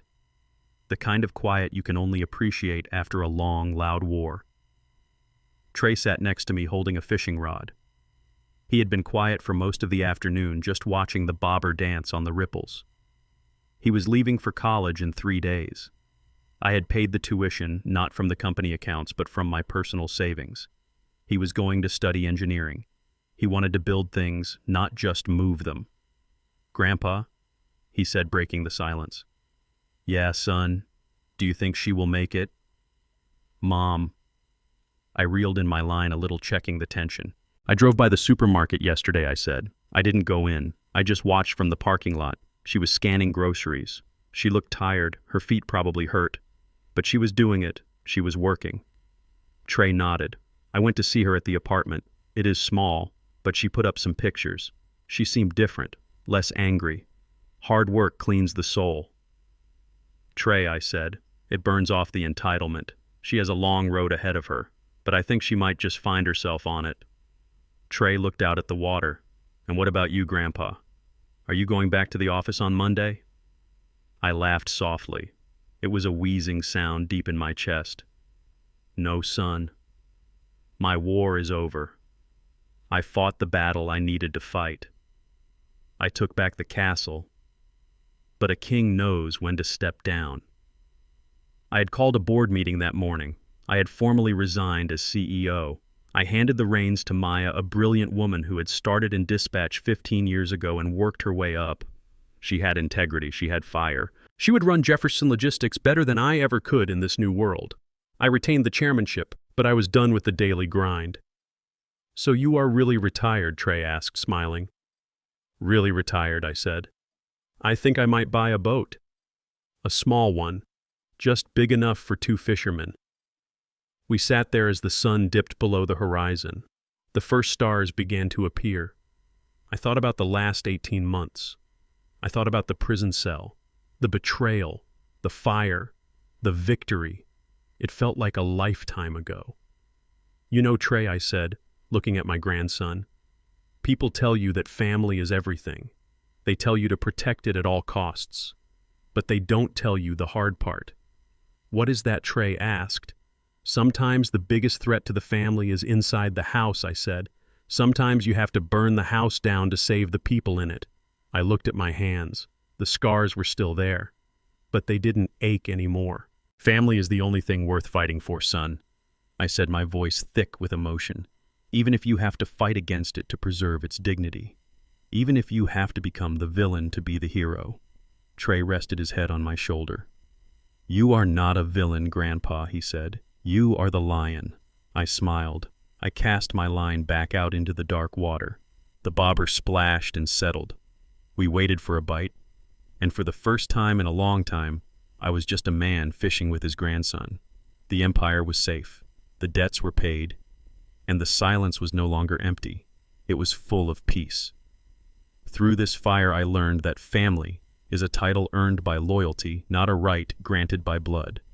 Sharing a last name does not give anyone permission to destroy you. True family consists of the people who stand beside you in the trenches when the world turns its back.